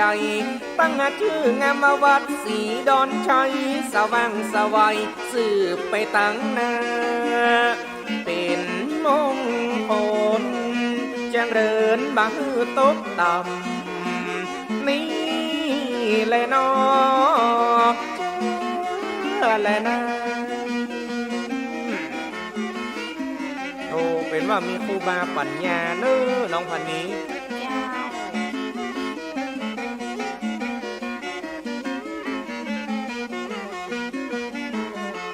บุญภูมินับต้องเตะแปลงเติมมาเพิ่มปุ๊บสถานจอดจุช่วยขานุกนาถนอมไปลุ้นหน้าห้องกันว่าวัดสันขยอมเป็นติงี้รอมาพร้อมเพียงเตียงมันบาดโอจางเริญไปยิ่งกว่าก่อนนี่แหละน้อละนะโอ้บาดโอวัดสันขยอมเป็นม่วนเน้ออันใดก็จังเริญหมดนะครับ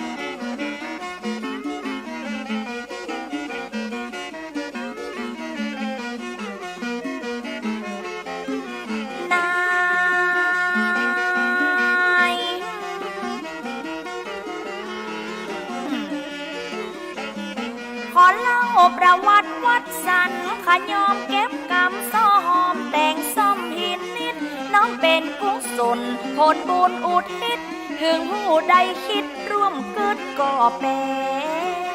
น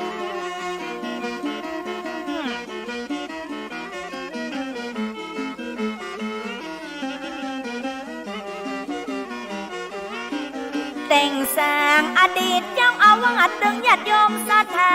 ได้ถาปานาสร้างหาวรวัดทุกช่วยกันแต่งเสริมของเดิมเก่าลุกห้องตันวัดละสะดุได้บรรจุให้หอมลายเจื้อลายแจ้งสืบเส้นบะเฮอปุตศรัทธาบริสุทธิ์บ่พิรุธแปลกปลอมคนชื่อลือนั้นวัดสันขยอมมีกลิ่นหวนหอมเพราะศีลธรรมกำไว้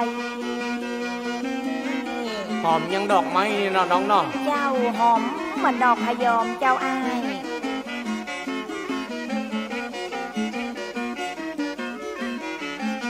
นับตั้งแต่สร้างอ้างถึงเรื่องราวอายุยืนยาว200 กว่าปี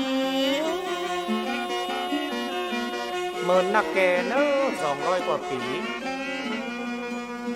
สืบได้ตั้งแต่ไทยจนถึงตื่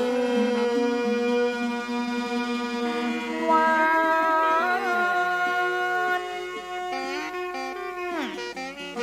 อน้อมครบยำมา3ดวงแก้วเจ้าปูจังกาบเฝ้าเจาะใส่เก้าใส่จอมอดีตเจ้างาวาดวัดสันพระยอมได้ปานีปรานอมซ่อมแซมมาเต็มปันผู้บาปัญญาเป็นตนหนที่ต่อแม้ก็ยังมีเก้าตนดีสืบนำสืบกันมาติดๆน้องละน้องครูบาปัญญานำศรัทธาญาติมิตรช่วยกันแต่งคิดน้อมจิตติดตามร่มเย็นเด่นชัดสร้างวัดวาอาราม2 3 4 3ยามพุทธศักราชอาธิการก้อนแก้วกันละยาโน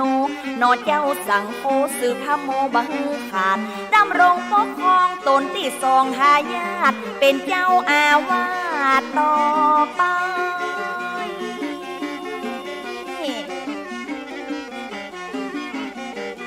ต่อมาท่านพระอธิการสิงโตศีลสังวโรมีมโนผ่องใสเจ้าอาวาสตน3ท่านมีความห่วงใยเมื่อเสียงอายุไขตนต่อไปเตื่อมตุ่มเจ้าอธิการมนโชติมันตูแผ่กิ่งร่มโพใหญ่โตแวดคุม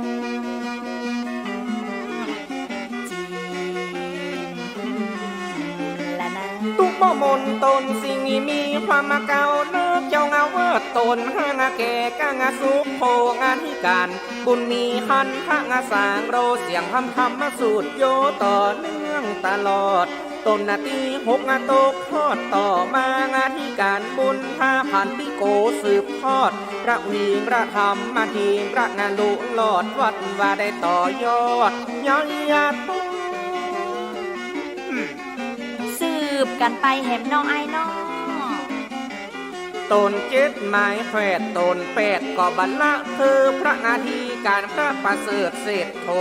ผู้บาตนเจ้าบุญเลิศอาสาพงหรือผู้บาโอพัดวิหารประกิจตนเก่า10 พันพระโหสถิตผู้ประทอนสืบต่อคำสอนจากเดิมอ่อนก่อนเก่าสาธุสาธุเจ้าจิมละน้องพระโหสถิตมุราธรปัจจุบันสร้างสิ่งสำคัญในวัดนั้นมีหลายในเขตพื้นที่มี6 ไร่ป่ายก้อยขยับขยายตั้งแต่9แต่กกรับพระราชธรรมปีสงครามสีมาที่9 กุมภาพันธ์2516เสนาสนะสปะมรดกตกทอดถึงปัจจุบันโอ้ใครมาไหว้มาสาก็มาเอวพอเนอครับบูชานีวัดทุกหีบรรยุพระธรรมลงลักปิดคำงดงามอัศจรรย์พระไม้แกะสลักและสัตพันธ์เป็นสิ่งยืนยันความหลังเก่าเกือเป็นของกู้วัดสมบัติศาสนาสืบทอดกันมารักษาไว้เป็น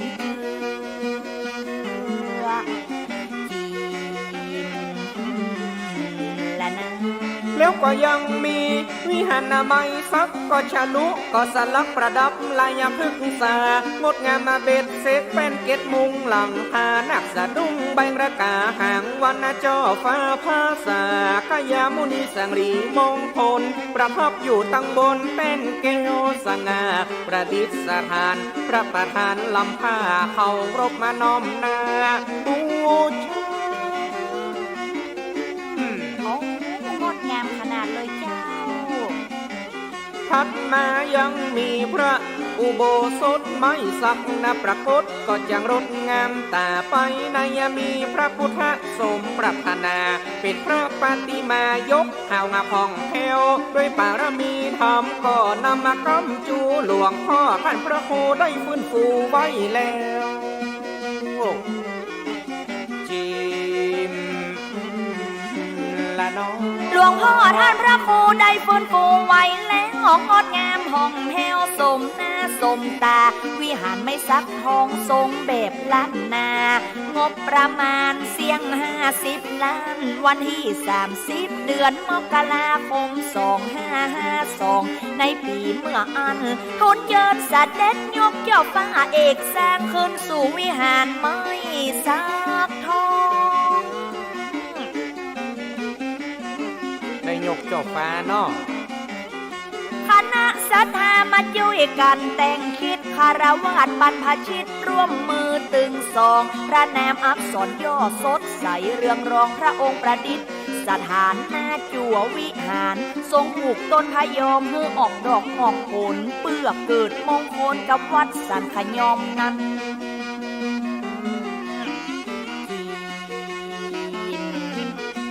ละน้องก็เปิ้นนาว่าแยกก็ประการนาติงนึงมันกะตึงนาบัดเต้าเฮาปฏิสังพรเปิ้นนาว่าแยกก็ประการนาทวนสองตึงบัดเต้าเฮาถอนเจ้าข้ามานะเปิ้นว่าปุกงะคนใดอย่าเกิดในโลกสงสารการกินอาการต้านภัยอย่าได้ละ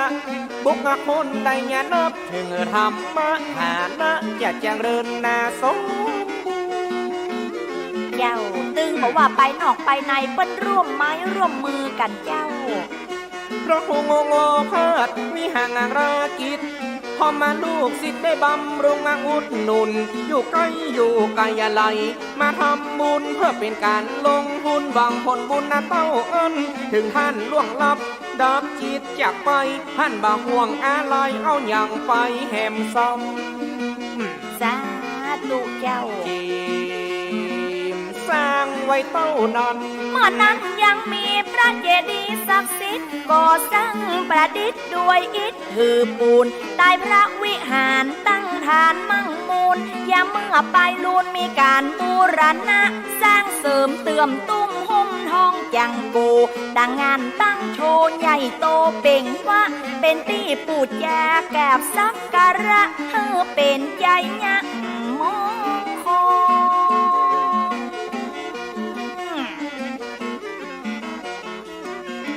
หอพระไตรปิฎกปกตั้งสร้างมา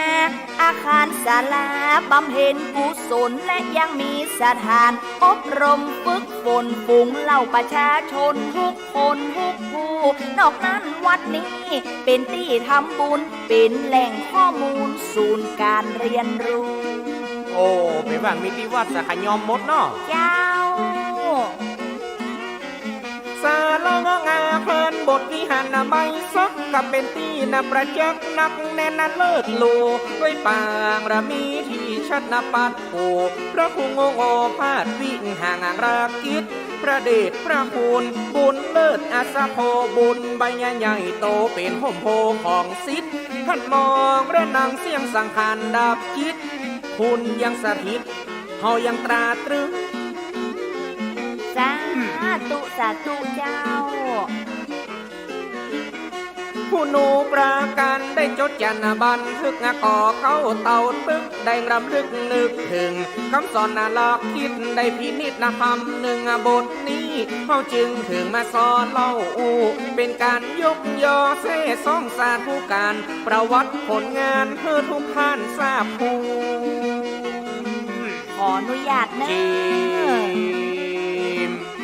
และน้องขอตั้งนะโมกัมมโนแต่งตั้งลิขิตแต่งซ่อมยกย่อมถวายอดีตรองเจ้าคณะกะอำเภอสันทรายมีคุณหลวงลายแพร่ภายติดแบ่งอดีตเจ้าอาวาสวัดสันขยอมเติมต่อหล่อหลอมซ่อมแซมแต้มแต่งผลงานประจักษ์แน่นนักลักแหล่งเป็นนักบุญแห่งสานทราย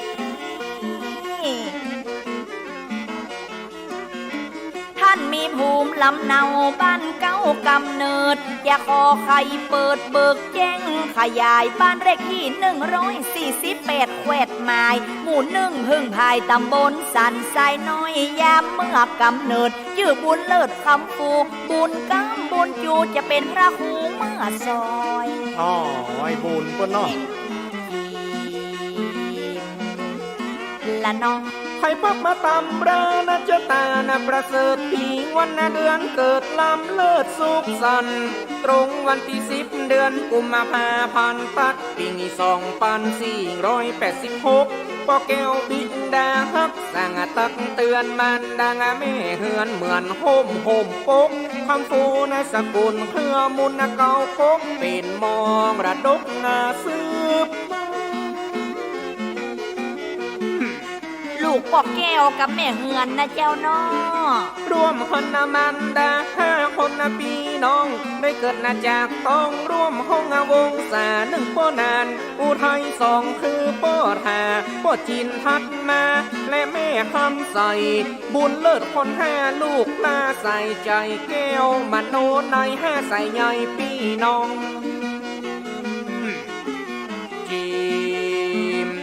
5 คนพี่น้องเกณฑ์การศึกษาท่านเฮียนมาทวนทีจบยันประถมสีดีงามสร้างสมโรงเรียนสันขยอมกล่อมเก่าอบรมลวดเข้าเป็นขยมน้องนางปฏิบัติปี2499เป็งนั่นนา4 พฤษภาปีสันวันพัดเจ้าบรรพชาปรารถนายืนยัดอยู่ในร่มชัดนาธรรมโมอันนี้ปีที่ท่านบทน้องเนาะยาววันที่24สวาตุเจ้าน้องไข่หลวงปันยืนพระธิการบุญชื่นอินทะโชโตคุณแน่เป็นพระอุปัชฌโยได้น้อมมโนสั่งสอนเฮือเจ้าโลกพระธรรมนำความจุ่มเย็นเป็นสัมมเนรได้บำเพ็ญคำเจ้า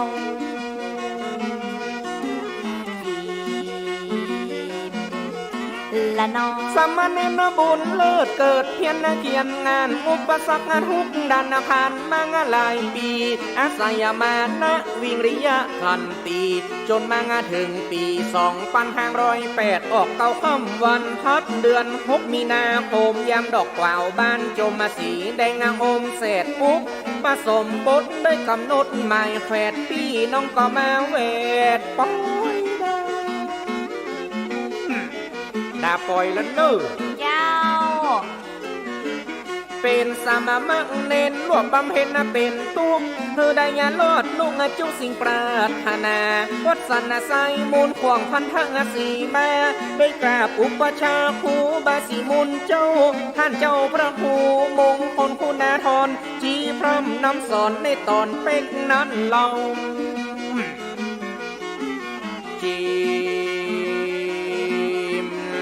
พระใบดีกาแก้วสุรตาโน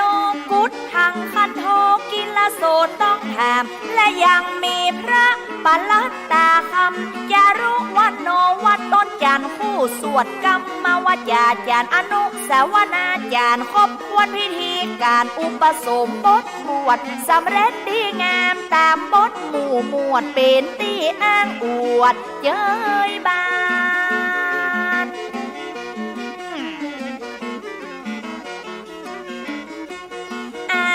โพชายาประกาศหมายถึงผู้องค์อาจแคล้วขาดกาหารเมื่อได้เป็นตุเพิ่มปุสมปานฝึกฝนทนทานวิชาการหลายข้อนักธรรมจังเอกบ่ได้เบรกได้เบาปฏิบัติคัดเก่าบรรจุเศร้าย่อทอ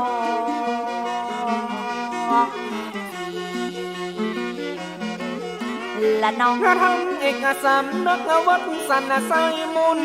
ปังเมื่อไปลุนท่านยังแสวงหาเพิ่มเติมมาสร้างสมมัธยมศึกษาเพื่อนำพัฒนาวัดวางให้สำเร็จการศึกษานอกโรงเรียนพระธาตุทางริงพุนชัยถึงเดินหน้าทางไกลโดยใจเดียวเด็ดจบมัธยม2541ก็สำเร็จนาแล้วต่อปังริญญาวัดหลวงละปูนบุญเนอร์มหาจุฬาลงกรณราชวิทยาลัยท่านมีมโนในไฟการศึกษาคณะพุทธศาสนาพุทธศาสนาเข้าไปเรียนวิชารุ่นที่49ปี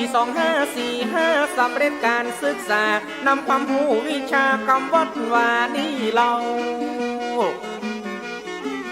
จีมและน้องใบปริญญาการันตีเกณฑ์การศึกษาพิเศษสำเร็จหลายทานหลักสูตรโรงเรียนพระสังฆาธิการสำนักสถานวัดพระสิงห์เชียงใหม่และหลักสูตรผู้สอนปริยัติธรรมฝ่ายแผนกธรรมน้อมนำใจใส่ลูกพระลูกเนรเกณฑ์กำลังใหญ่จักจูงเฮือฟักไฟวิชา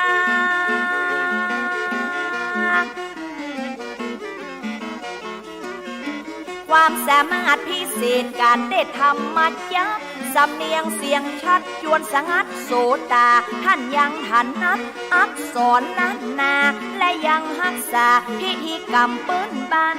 ด้านนวกรรมตึงหอทำวิหารโบสถ์อาคาร40,000ท่านทั้งนั้น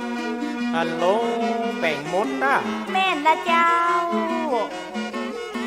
ละน้องงานด้านการปกครองและสมณศักดิ์เป็นสิ่งประจักษ์ยกย่องสรรเสริญมีความใส่ใจเช่นสมัยนานเมินตั้งแต่เริ่มดำเนินรักษาการเจ้าอาวาส2517ได้ดำรงเจ้าอาวาสมันคงตรงใจโยมญาติเป็นเกียรติพักบุญกำจูนบักขาดทำด้วยความสามารถโอ้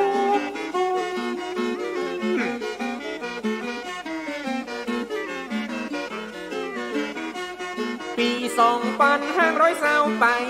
สัตว์ทางใดเพิ่งเข้ามาฝึกฝนเพราะเป็นประธานหน่วยอบรมประชาชนในเขตตำบลบ้านสันทรายน้อยเป็นผู้นำตุพระเอาธรรมะออกขยายเขตตำบลสันทรายได้สบายเรียบร้อย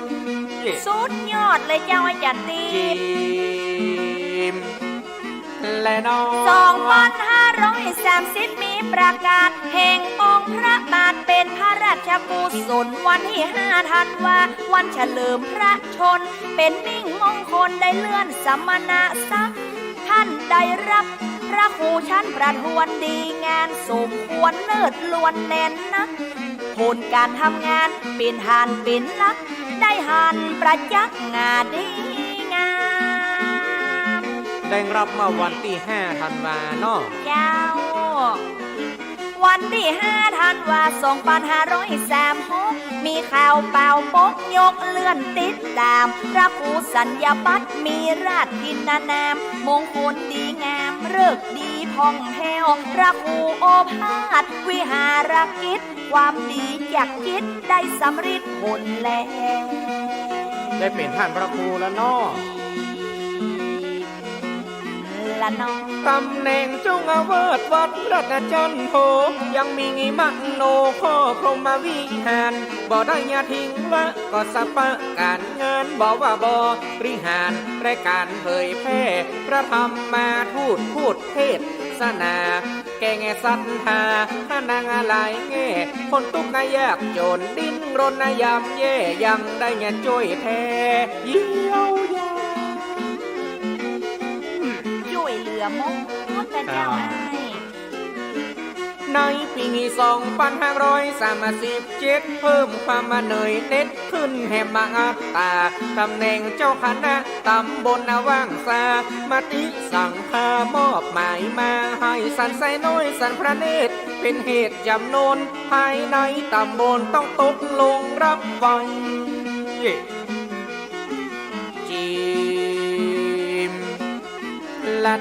แถม1 ปีทัดรับเอาภาระเป็นคณะตำบลเขตสูงสันพระเนตรสันทรายน้อยก้อยกำดำรงเฮอได้มั่นคงสังงบเตียงเต้าในปี2542ได้รับสนององค์พระยอมเจ้าคณะตำบลจันโหนั้นเล่าดีใจหนุ่มเท่าสาธา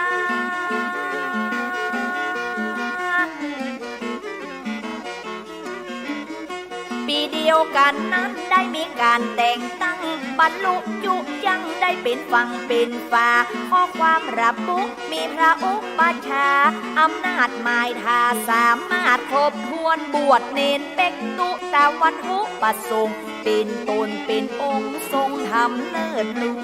วน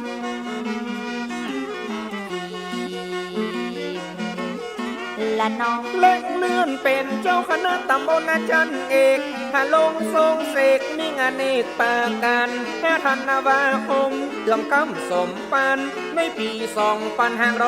2547ทัดนั้นมีบัญชามติได้เสนอรองเจ้าคณะอำเภอตั้งสำเร็จในปี2551ท่านนั้นก็เป็นเทศนาเม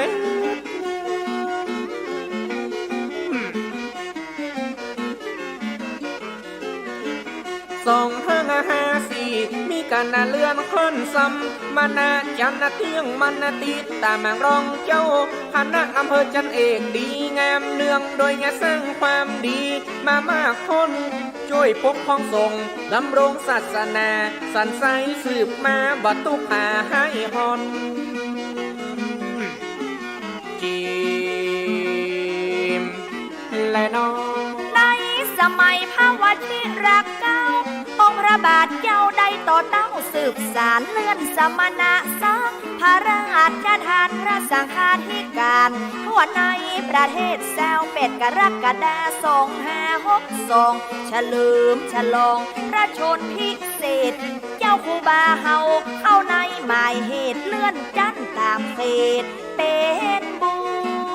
โอ้หน้าบุญครูบาเจ้าหน้าบุญสักขาเฮาน้อเจ้าเทียบเท่าเจ้าคณะกับอำเภอจันเอกเป็นอดิเรกกับพิเศษกับหนุนยกย่องละเอียดด้วยเกียรติคุณมากมายเพิ่มพูตามข้อมูลเบื้องต้นถ้าหืนเล่าจนครบจำเป็นได้กบกัดตัวยกมือขึ้นเหนือหัวกลัวเป็นกำลังลอยโอ้โหเป็นว่าพันนี้นี่จะเอากัดตัวกบ2 ก้อนก้าโอ้ข้อมูลประวัติมีนะขนาดเจ้าเจิญสดับห้ำฟังต่อทำนองเงี้ยวหรือทำนองเสเลเมาเจ้า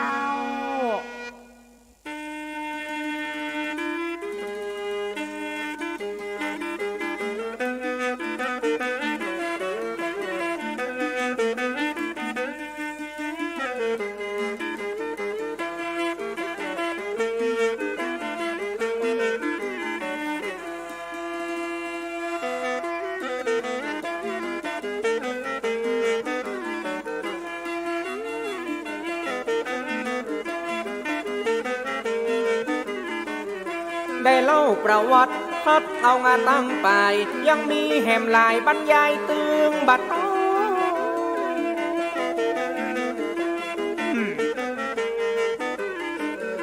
จะห้องอาสูมังอาสาเมื่อใส่เข้าห้ำต้นขาดเงางาห้ำเข้าขาดไปเพราะงาคู่บาเจ้าผลงานสร้างระพัดตึงเบิ้นตึงวัดพัฒนางามากมายนายท่านนายมีคุณต่อสันทรายและทั่วเจียงใหม่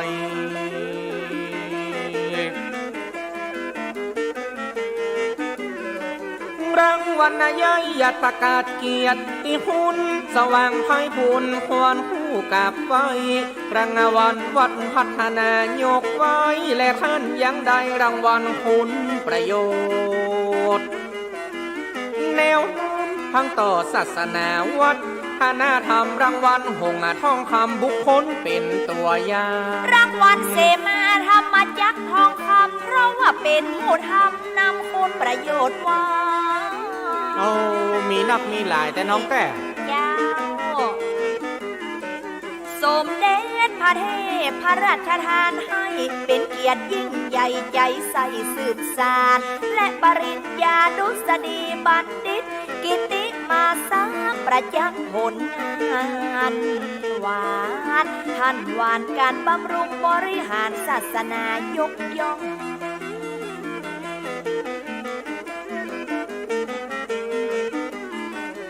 ในความเป็นพระมีธรรมะกำอยู่ในความเป็นครูได้ดูแลปกป้องเมตตาลูกศิษย์ญาติมิตรพี่น้องต่างยกย่องในพระคุณพระเดชความดีเมตตาคุณนะอบอ้อมอารีตลอดหลายปีมีแต่พูนเธอเครื่องยนต์เครื่องจักรยังลูหักสลายนับอย่างกับร่างกายย่อมเสื่อมคลายอ่อนล้าและเจ้าไว้จังติมนับตั้งแต่ท่านอายุ45ได้ตรวจพบว่ามีโรคประจำตัวเบาหวานความดันมันเข้ามาแทรกบ่หูทีแรกบ่แตกตื่นวิ่นมัวหนัวท่านหนัวต้องควบคุมเก่งกวงเรื่องกำกินเข้าบาดโรคภัยไข้เจ็บบ่เข้าไผออกไผนะไอ้น้อง จนอายุท่านยัง70 กว่าปีเรื่องไก่อยากอินทรีย์มีความผิดพลาดข่าวว่างาติดเชื้อกระแสเลือดอาพาธแพทย์หมอสามารถยาคือใครสั่งขึ้นมาแพทย์พยาบาลทำการนังรักษาท่านก็ได้ปีกมาอยู่วัดวาอย่างเก่าหน้าตาสดชื่นกำลังฟื้นตัวเกิดโรคเจ็บหัวข้างขวามาซะอายุ77 ปีแล้วเนอะน้องเนอะส่งเข้ารักษาห้องยาหลายหลังหมอได้ตรวจย้ำวินิจฉัยความเห็นจากตรวจได้การปวดศีรษะตามลักษณะปะโรคไมเกรนเน้นท่านเน้นรักษายากเย็นต้องจำเป็นเร่งด่วนโอ้เจ็บหัวนี่มันตึงแบบม่วนนะพันนี้เนอะเจ้าเดือนพฤษภา2563ติดต่อสอบถามห้องยาครบถ้วนลูกศิษย์เอ็นดูท่านอยู่บะม่วนเลยรีบเข้าโรงพยาบาลกรุงเทพเชียงใหม่แต่นาจนมีอาการก้อยยังแว่นมาตั้งสายตาเบื้องความมัวพลาถึงตาผ้ามัวทรงตัวบ่ค่อยไหวแต่ท่านยังตั้งใจภาวนาเคร่งครัดโอ้มีศีลธรรมประจำใจตลอดนะเจ้า23 กรกฎาคม63หมอนดมีการตรวจวัดพบค่าไตสูงตรวจพบมาจินเนื้อตาและโพรงจมูกหูยังบาดหูกยังเอ็นดูตุ้งลุงปุงท่านปุงแพทย์หมอมามุงต้องผ่าตัดเด็ดขาดยังแว้นอยู่ใกล้หมอและเจ้าปีสิงหาอาการยังทรงใหญ่จากตึกส่งโรงพยาบาลมหาราชปอดซ้ำติดเชื้อแบคทีเรียไรายกาดเมื่อท่านมีการไอเกิดการอักเสบเป็นเลือดซึมขึ้นสู่สมองซีกขวาและยังเชื้อราอุดตันในเส้นเลือดวันที่19 เดือนสิงหาคมหลวงพ่อมดลมแย้มตะวันลับฟ้าโอ้ยเอ็นดูครูบาแต่18:43 ค่ำลาญาติโยมตรวจหน้าน้ำตาย้อยไหลได้จดจำเป็นธรรมะสังเวชตั้งได้ป้องเหตุทุกปลายนายใหญ่ตั้นใหญ่เลือดแต่ความอาลัยให้คุณของตาโอ้ยอะไรครูบาเจ้านะน้องเนาะเจ้าสิริอายุ77 ปีคนงามความดีมีมากหลายด้าน55 พรรษาที่เข้ามาบวชนานแซมความคงมันด้านพุทธศาสตร์เรื่องไรท่านได้อุทิศทั้งกายและใจจะเป็นหนในนิพพานแก้วย้อยพระพงษ์โงภาสวิหางรากิจนานามนี้สถิตติดตึงเตียงโต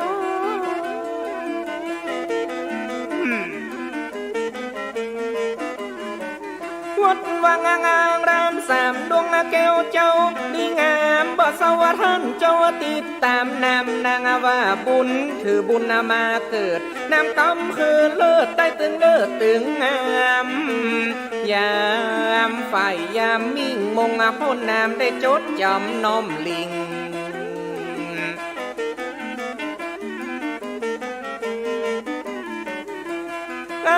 สะโพแก้วก้างาทานสร้างบุญสมเพิ่มเป็นทานยศยิ่งบาปอกุศลวังลงขว้างทิ้งได้ทำแต่สิ่งดีงามประเสริฐเบิกท่านได้แต่งสร้างวางแนวงางรากฐานสถานลูกหลานได้สืบสานต่อสถานลูกหลานบ้านสันขยอมต่างได้หล่อหลอมพ้องใจกันแล้ว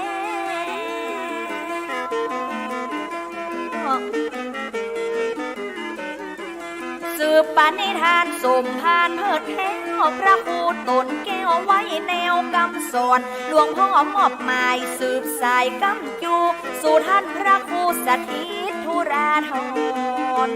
วอนท่านวอนหมู่ราษฎรสาธุชนทุกฝ่าย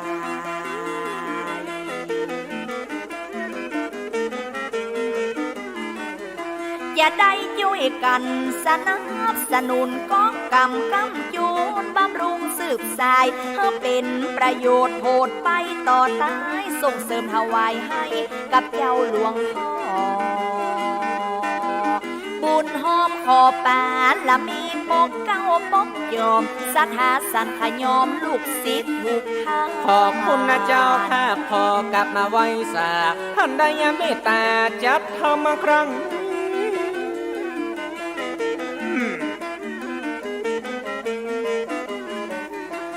จัดนาธรรมสองประวัตินาทีดีจันติดมาพันนิ่งยกมือพนมก่อนไว้สาตันเจ้างาวาดท่านมนวัตสันขยอมหรือว่าพระครูสถิตทุกนาราธรแจ้งซองจอมตองได้มาซ้อมขอบคุณในความเมตตาท่านเจ้าพระครูเจ้าพระผู้ประหลัดลงยาน้องาวางโรเจ้างาวาดเมโจขอยกมือตั้งท่านคือกับโอกาสเฮานั้นได้มาซ้อมประวัติหลวงพ่อบ่มองท่านอภัยรัตหรือว่างาท่านหัวแจ้งซอขอย่อมือกราบพระครูปนัดกิตติพงษ์ประสานฝ่ายดำเนินงานติดต่อเรื่องนี้ขอกราบไหว้จ่าขอบคุณเมตตานักนะครับอนุรักษ์สืบสานเสียงซ้อเสียงปีพระอาจารย์เกณฑ์จะยกมือโยสูไว้พระครูปาลัดน้ำชายากิตติโสภาโรโนเจ้าแม่นานด็อกเตอร์พระอาจารย์นามว่าแก่นครับพระอาจารย์แก่นน้องเจ้าไว้พระอาภิราชขันติพระโรเป็นร่มโพจิตใหญ่นักแน่นท่านตึงหูลักหูแหล่งและยังแกว่นพัฒนาคู่อย่างแต่นาท่านนี้ลูกจะขอไว้สาพระปริญญาแห่มตนแห่มรู้พระชัยนางลงชัยมังคาโลบัดใจคุยโวเป็นเจ้าภาพช่วยก็ขอไว้สาพระอาจารย์ฟุกตัวนะเจ้าหรือว่างาตูฟุกหูจักงาดังเงินและโยมตั้งบ้านตึงบางฮือมัวมองขอบคุณนะตั้งด้านผู้ใหญ่ได้เงาใจใส่เป็นเจ้าภาพแน่นอนวอนเจ้าท่านวอนพ่อหลวงอินสอนบุญธรรมแถมท่านขอบคุณพ่อหลวงอินสอนที่เมตตานะเจ้าและไงยังมีงี้แม่หลวงแสงเจิญตระกูลบุญทำน้ำใจเปิ้นกว้างของขอบคุณสถางจอยกำนางดัชนีแถมพลแถมทานใบพูนางดัชนีฟ้าเทวเรนิโคคนใหญ่คนโตที่ได้เป็นเจ้าภาพคนบรรยงมณีใจทำใจศิลและคุณไพรินตระกูลดอกไม้โอ้เจ้าภาพหลายท่านหลายคนนะครับขอบคุณนักๆเนอรับเป็นเจ้าภาพอุปถัมภ์ครั้งใหญ่เอาใจใส่ซึ่งกันและกันและคุณพันเทพจินาทีระโรดสร้างประโยชน์ในงานนาเจ้าแม่นานรับอุปถัมภ์รับเป็นเจ้าภาพ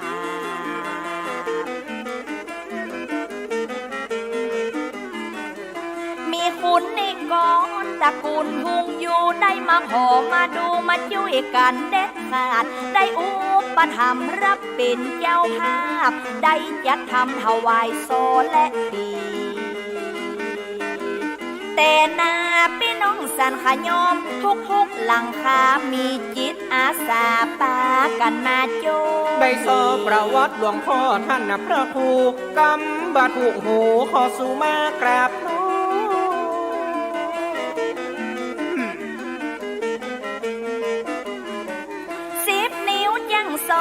จะยกขึ้นต้มแต่งกำโซส่งได้สอถวาย ได้ฟังสองพันนิ่งจันติดมันพังพลาดผิดขอสู่มาภัย นายเจ้าแม่นายตึงยิงตึงใจและผู้ฟังถูกทาน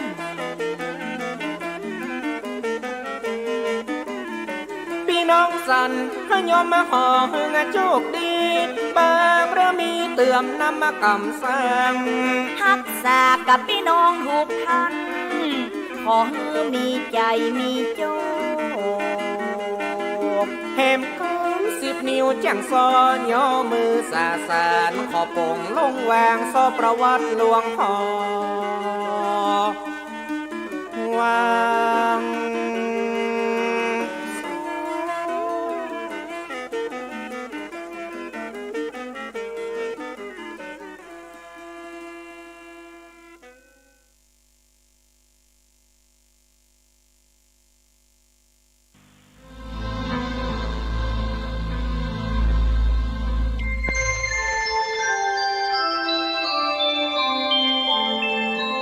ขณะนี้ท่านกำลังฟังสถานีวิทยุกระจายเสียง คลื่นเพื่อการศึกษาพระพุทธศาสนาและวัฒนธรรม ระบบ FM 104.5 เมกะเฮิรตซ์ออกอากาศณวัดฝายหินตำบลสุเทพอำเภอเมืองจังหวัดเชียงใหม่โทรศัพท์ 053-226-058-053-810-406-053-943-691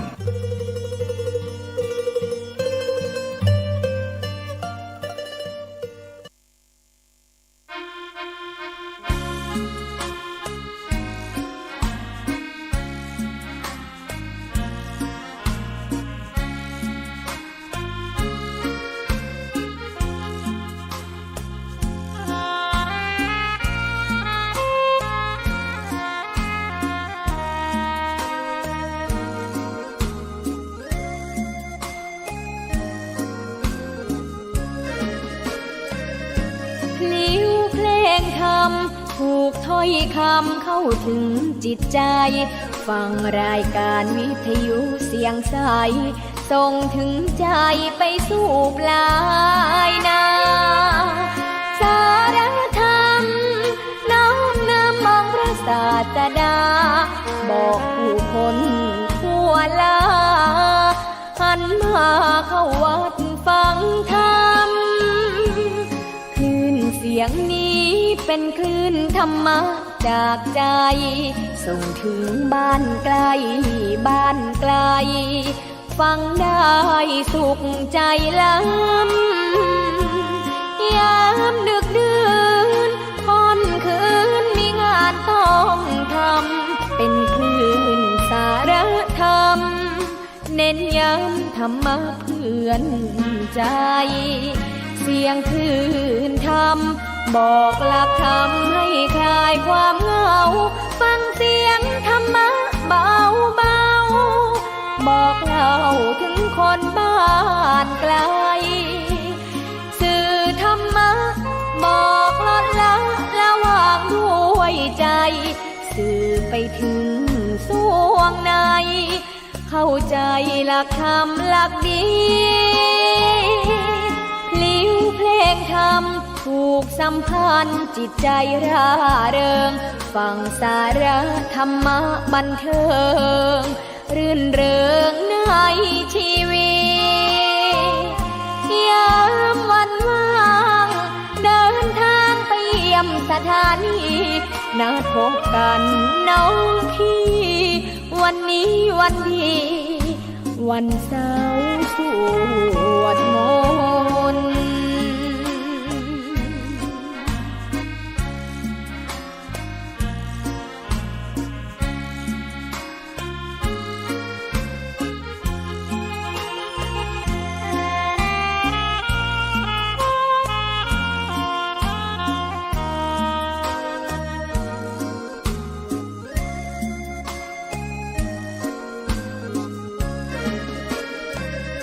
เสียงคลื่นธรรมบอกหลักธรรมให้คลายความเหงาฟังเสียงธรรมะเบาเบา บอกเล่าถึงคนบ้านไกลสื่อธรรมะบอกลดละวางด้วยใจสื่อไปถึงสวงในเข้าใจหลักธรรมหลักดีพลิ้วเพลงธรรมถูกสัมพันธ์จิตใจร่าเริงฟังสาระธรรมะบันเทิงรื่นเริงในชีวิตยามวันว่างเดินทางไปเยี่ยมสถานีนัดพบกันน้องพี่วันนี้วันดีวันเสาร์สวดมนต์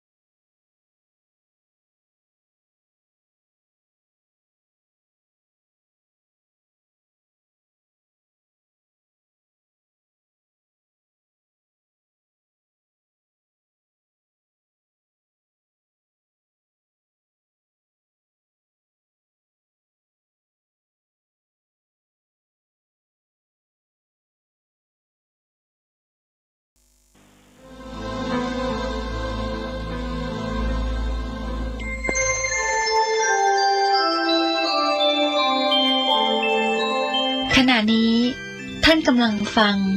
สถานีวิทยุกระจายเสียง FM 104.5 เมกะเฮิรตซ์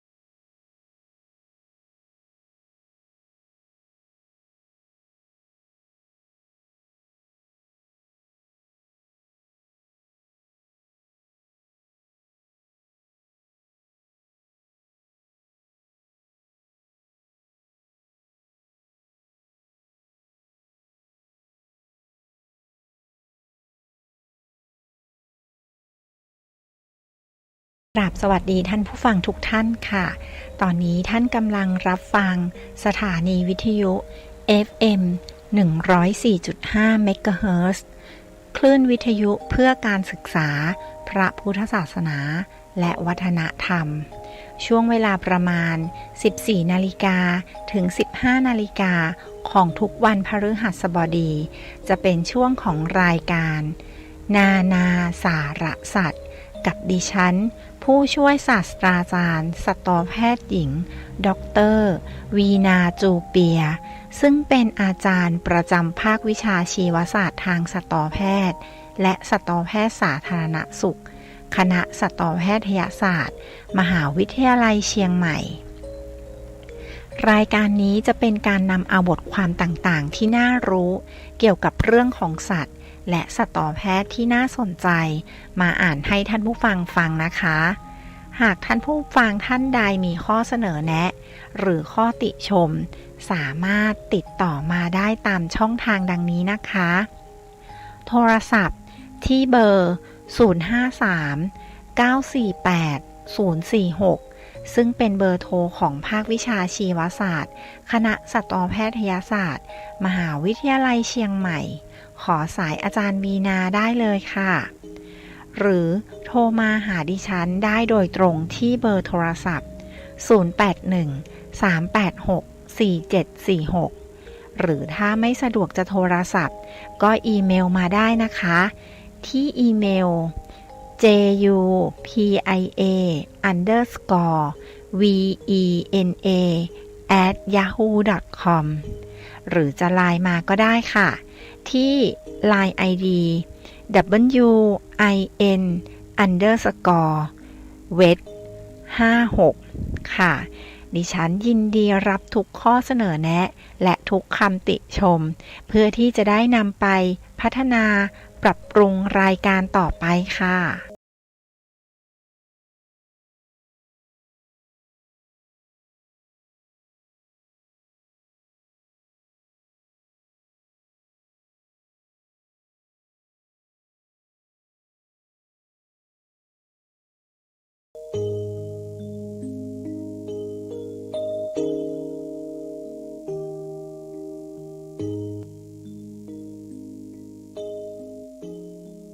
กราบสวัสดีท่านผู้ฟังที่เคารพทุกท่านนะคะ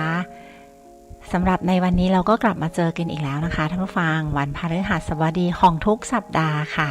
เวลาประมาณบ่าย 2 โมงกว่าๆถึงประมาณบ่าย 3 โมงนะคะค่ะสำหรับบทความที่ดิฉันเลือกนำมาอ่านให้ท่านผู้ฟังฟังในวันนี้นะคะจะเป็นบทความเรื่องเกี่ยวกับแมวค่ะเนื่องด้วยว่าเมื่อต้นสัปดาห์นี้เองนะคะวันที่ 20 มิถุนายนนะคะก็มีข่าวจากนิวยอร์กไทมส์นะคะที่บอกว่าเป็นการค้นพบครั้งแรกของโลกเลยนะคะท่านผู้ฟังเกี่ยวกับโควิด -19 ในประเทศไทยค่ะซึ่งเขาพบว่าโควิด -19 สามารถที่จะติดจากคนเนี่ยสามารถติดจากแมวหรือที่เขาเรียกว่าซูโนซิสได้นะคะก็คือเป็นโรคจากสัตว์สู่คนได้นะคะซึ่งเป็นรายงานการพบครั้งแรกในโลกเลยนะคะเป็นเคสแรกในโลกเลยนะคะเรื่องราวเกี่ยวกับแมวเกี่ยวกับโควิดดิฉันก็เลยหยิบเรื่องราวพวกนี้มาอ่านให้ท่านผู้ฟังฟังนะคะรวมถึงงานวิจัยชิ้นนี้ด้วยนะคะว่ามันจะมีรายละเอียดยังไงมีข้อมูลเป็นยังไงนะคะแล้วเดี๋ยวเรากลับมาพบกันนะคะเดี๋ยวดิฉันจะอ่านบทความเรื่องเหล่านี้ให้ท่านผู้ฟังฟังนะคะดิฉันขอเกริ่นคร่าวๆก่อนนะคะโดยบทความเรื่องแรกนะคะจะเป็นบทความที่มีชื่อว่าช็อกงานวิจัยไทยพบสุนัขแมวติดเชื้อโควิดจากคนเผยอาการที่เป็นพร้อมแนะวิธีเลี่ยงอันนี้จะเป็นบทความตั้งแต่ปีที่แล้วนะคะท่านผู้ฟังตั้งแต่ตั้งแต่วันที่8พฤศจิกายนปีพุทธศักราช2564หรือปีที่แล้วนี่เองค่ะซึ่งบทความเรื่องนี้นะคะดิฉันนำมาจากเว็บไซต์ PPTV ออนไลน์นะคะหรือ pptvhd36.com ค่ะส่วนเรื่องที่2นะคะจะเป็นบทความที่เกี่ยวกับข่าวเมื่อต้นสัปดาห์นี้เองนะคะ ซึ่งเป็นบทความที่มีชื่อเรื่องว่าตะลึงสัตวแพทย์ติดโควิดจากแมวพบไทยเป็นที่แรกของโลกค่ะนะคะซึ่งเรื่องนี้นะคะดิฉันนำมาจากข่าวนะคะเป็นข่าวที่อยู่ในเว็บไซต์คมชัดลึก .net ค่ะเอามาอ่านอัปเดตให้ท่านผู้ฟังฟังนะคะส่วนบทความเรื่องสุดท้ายนะคะจะเป็นคิดว่าน่าจะเป็นประโยชน์สำหรับท่านผู้ฟังนะคะเป็นบทความที่มีชื่อเรื่องว่าวิธีปฏิบัติเมื่อสงสัยว่าน้องแมวติดโควิด -19 นะคะเราสามารถที่จะปฏิบัติตัวอย่างไรบ้างนะคะเรามาฟังกันซึ่งเรื่องนี้ดิฉันนำมาจากเว็บไซต์ livemadewellness.com ค่ะนะคะเดี๋ยวก่อนที่ดิฉันจะอ่านบทความทั้ง3เรื่องให้ท่านผู้ฟังฟังดิฉันขอพักเบรกเปิดเพลงเพราะๆให้ท่านผู้ฟังฟังสักเพลงหนึ่งนะคะเดี๋ยวเรากลับมาพบกันค่ะ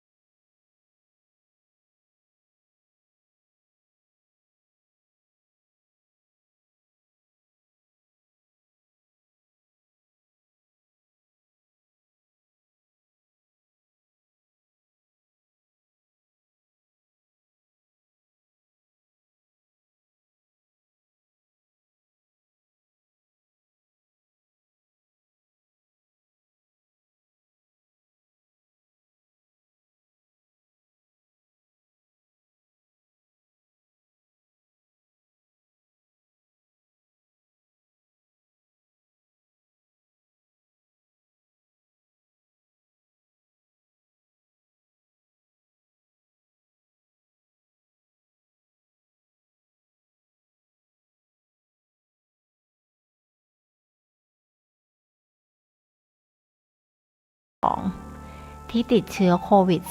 -19 ทั้งนี้สุนัข1ตัวมีอาการเล็กน้อยส่วนตัวอื่นๆที่ติดเชื้อนั้นไม่มีอาการค่ะรองศาสตราจารย์นายแพทย์ธีระยังระบุอีกว่าข้อมูลข้างต้นนี้ช่วยกระตุ้นให้เราตระหนักถึงความสำคัญว่าคนที่ติดเชื้อจะสัมพันธ์กันค่ะ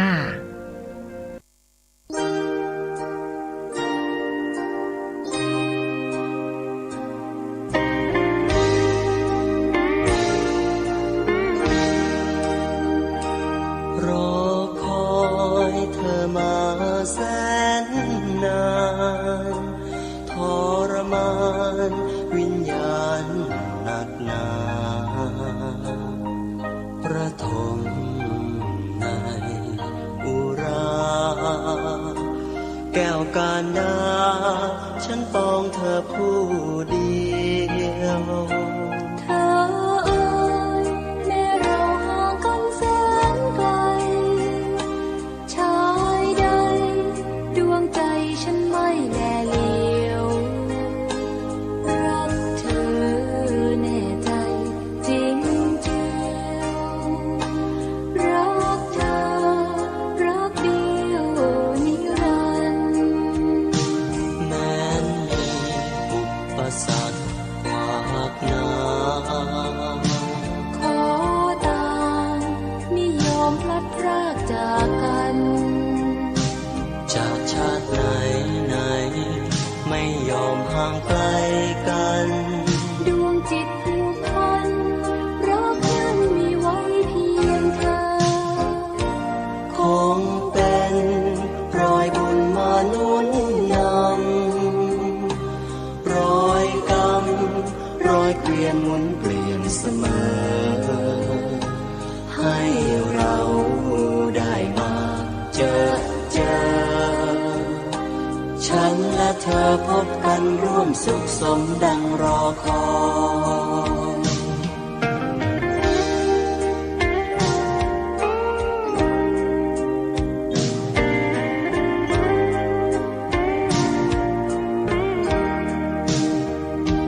แม้นมีอุปสรรคขวากหน้าขอตามไม่ยอมพลัดพรากจากกันจากชาติไหนไหนไม่ยอมห่างไกลกันดวงจิตผูกพันรักนั้นมีไว้เพียงเธอคงเป็นรอยบุญมาหนุนนำรอยกรรมรอยเกวียนหมุนเปลี่ยนเสมอให้เราได้มาเจอฉันและเธอพบกันร่วมสุขสมดังรอคอย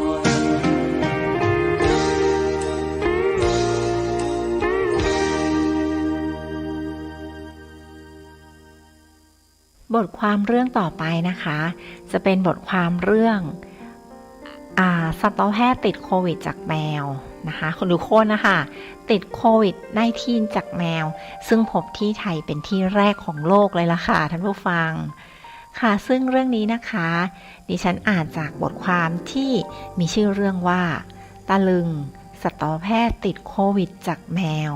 พบไทยเป็นที่แรกของโลกค่ะสื่อดังต่างประเทศมีรายงานผลการศึกษาในประเทศไทยพบว่าคนติดเชื้อไวรัสโควิด -19 จากแมวเมื่อปีที่แล้ว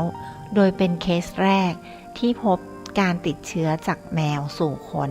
เป็นแห่งแรกของโลกค่ะในวันที่20มิถุนายนหรือวันจันทร์ที่ผ่านมานี่เองนะคะท่านผู้ฟังพบรายงานจากสื่อต่างประเทศชื่อดังของสหรัฐอเมริกาฟังจากการจากการหายใจหรือว่านั่งกันห่างๆอะไรเงี้ยอาจจะยังพอป้องกันโรคได้แต่จากข่าวนี้นะคะทำให้เรา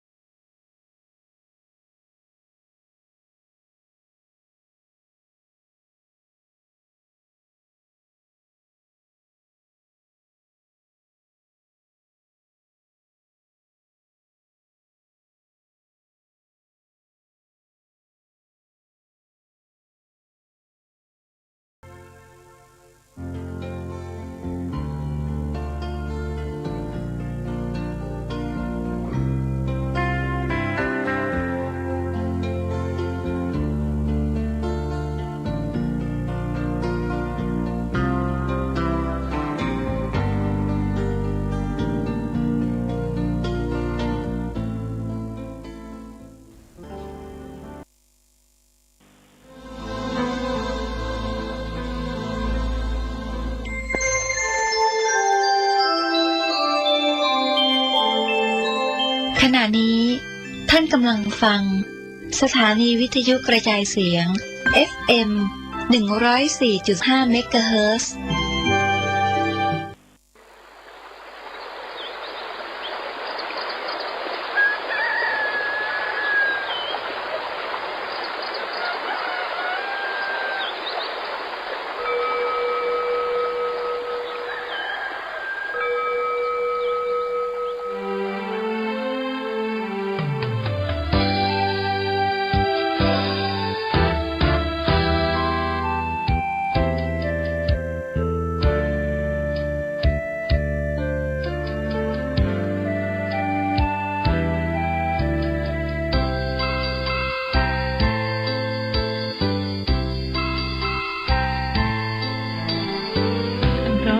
ที่ปานน้ำงดงามสูงเด่นรอยธรรมเทระพระเนตรฝากเสียงผ่านสายลมลอยเชิญชวนศรัทธาร่วมบูรณาวัดป่าดงดอยยอดภูนางแก้วยังคอยทอแสงส่องฟ้าอำไพคลื่นธรรมสีขาวพาเราแช่มชื่นเป็นผู้รู้ผู้ตื่นเบิกบานทั้งกายและใจเคยแผ่คำสอนองค์ชินวรขจรกว้างไกลข่าวสารงานบุญที่ใดสื่อออนไลน์ไปถึงญาติโยมพระธาตุเจดีย์สีสองเมืองเปล่งประกายแล้วบนยอดดอยนางแก้วมีโอกาสแวะเวียนไหว้ชมจำลองจากดอยสุเทพดอยทุ่งคู่ธาตุบรมพลังแรงใจญาติโยมร่วมสร้างสมทันบารมีสีขาวคลื่นธรรมนำพาความสุขพระเนรชี้ทางคลายทุกข์เกิดปิติสุขให้ทุกทินทีเปิดฟังธรรมะพระจัดรายการหลายคลื่นความร่วมสร้างมหาทานบารมีพระธาตุเจดีย์สีสองเมือง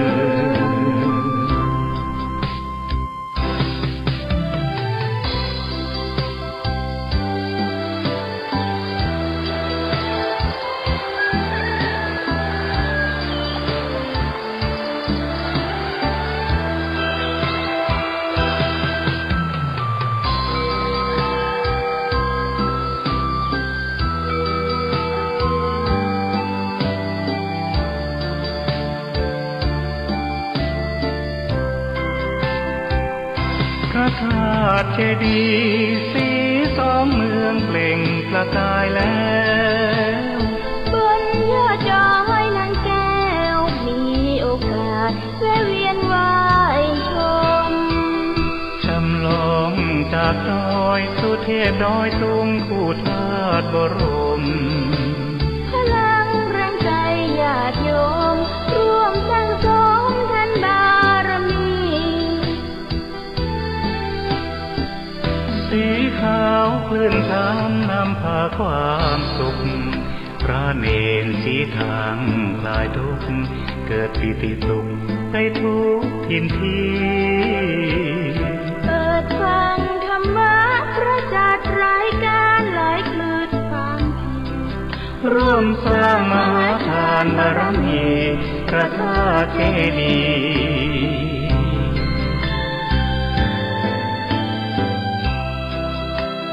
สีสองเมือง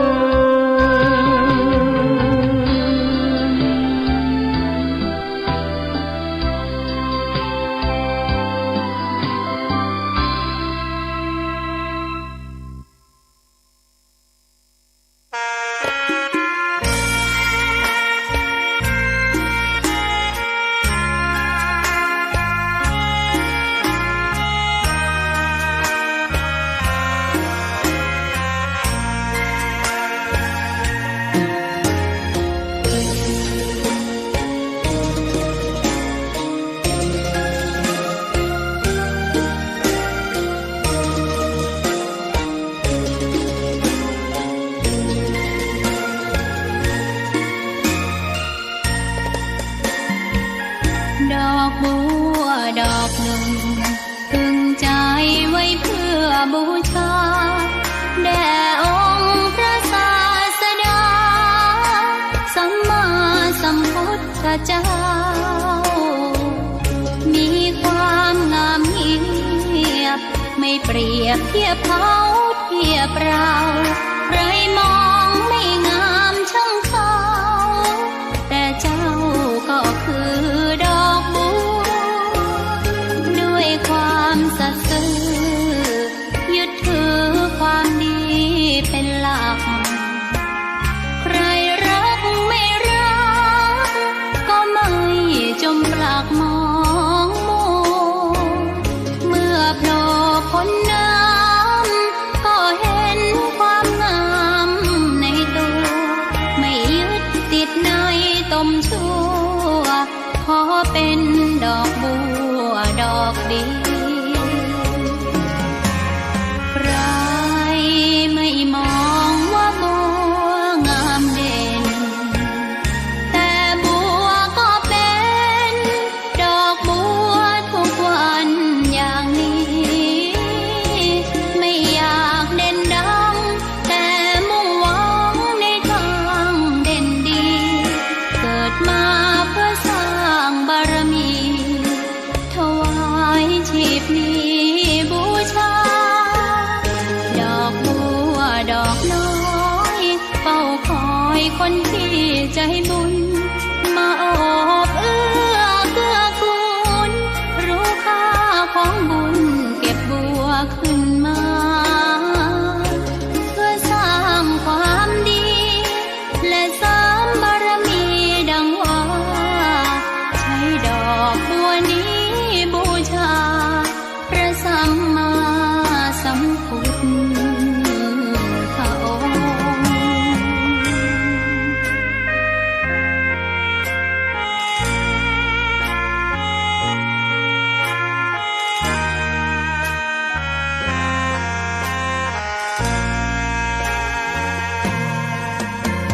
ใครไม่มองว่าบัวงามเด่นแต่บัวก็เป็นดอกบัวทุกวันอย่างนี้ไม่อยากเด่นดังแต่มุ่งหวังในทางเด่นดีเกิดมาเพื่อสร้างบารมีถวายชีพนี้บูชา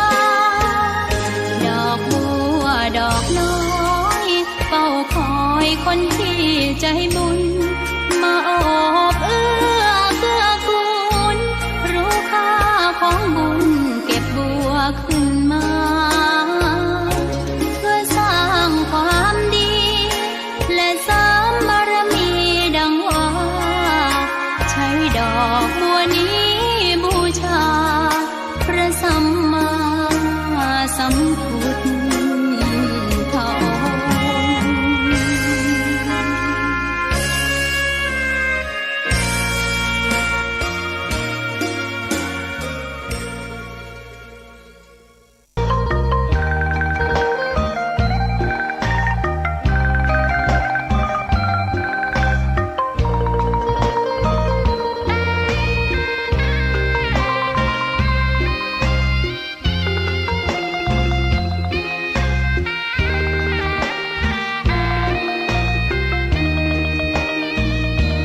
์ ตา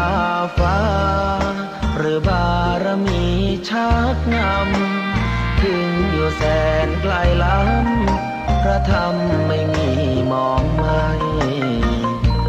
ฟ้าเพียงดินยังทวินฝันไฟเข้าดงขมิ้นเมื่อใดอิ่มอกอิ่มใจเสมอสายทางคนดีใจน้อมอธิษฐานบารมีสิ่งดีที่ได้พบเจอ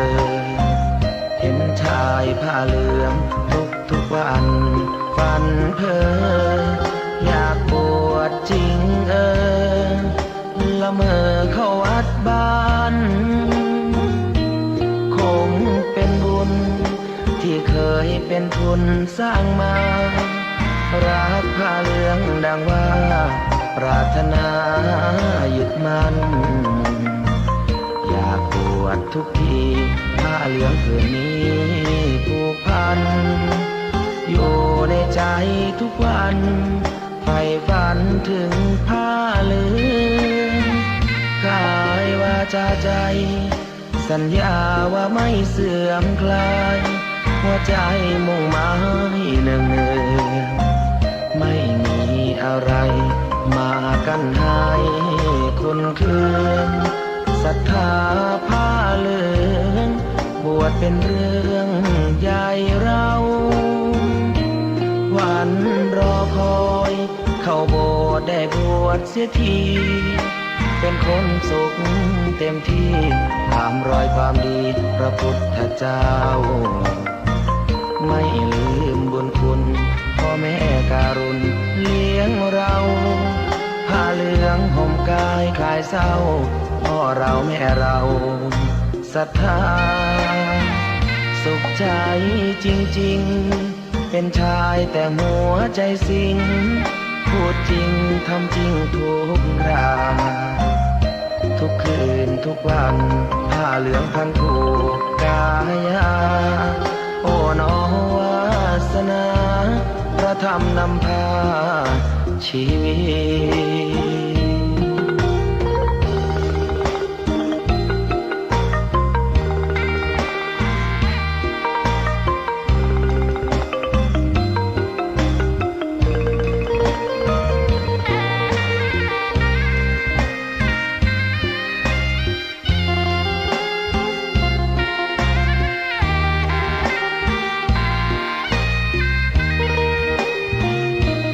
วันรอคอยเข้าโบสถ์ได้บวชเสียที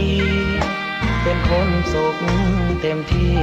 ตามรอยความดีพระพุทธเจ้าไม่ลืมบุญคุณพ่อแม่การุณเลี้ยงเราผ้าเหลืองห่มกายคลายเศร้าพ่อเราแม่เราศรัทธาสุขใจจริงๆเป็นชายแต่หัวใจสิงพูดจริงทำจริงทุกคราทุกคืนทุกวันผ้าเหลืองพันผูกกายาโอ้น้อวาสนาพระธรรมนำพาชีวิต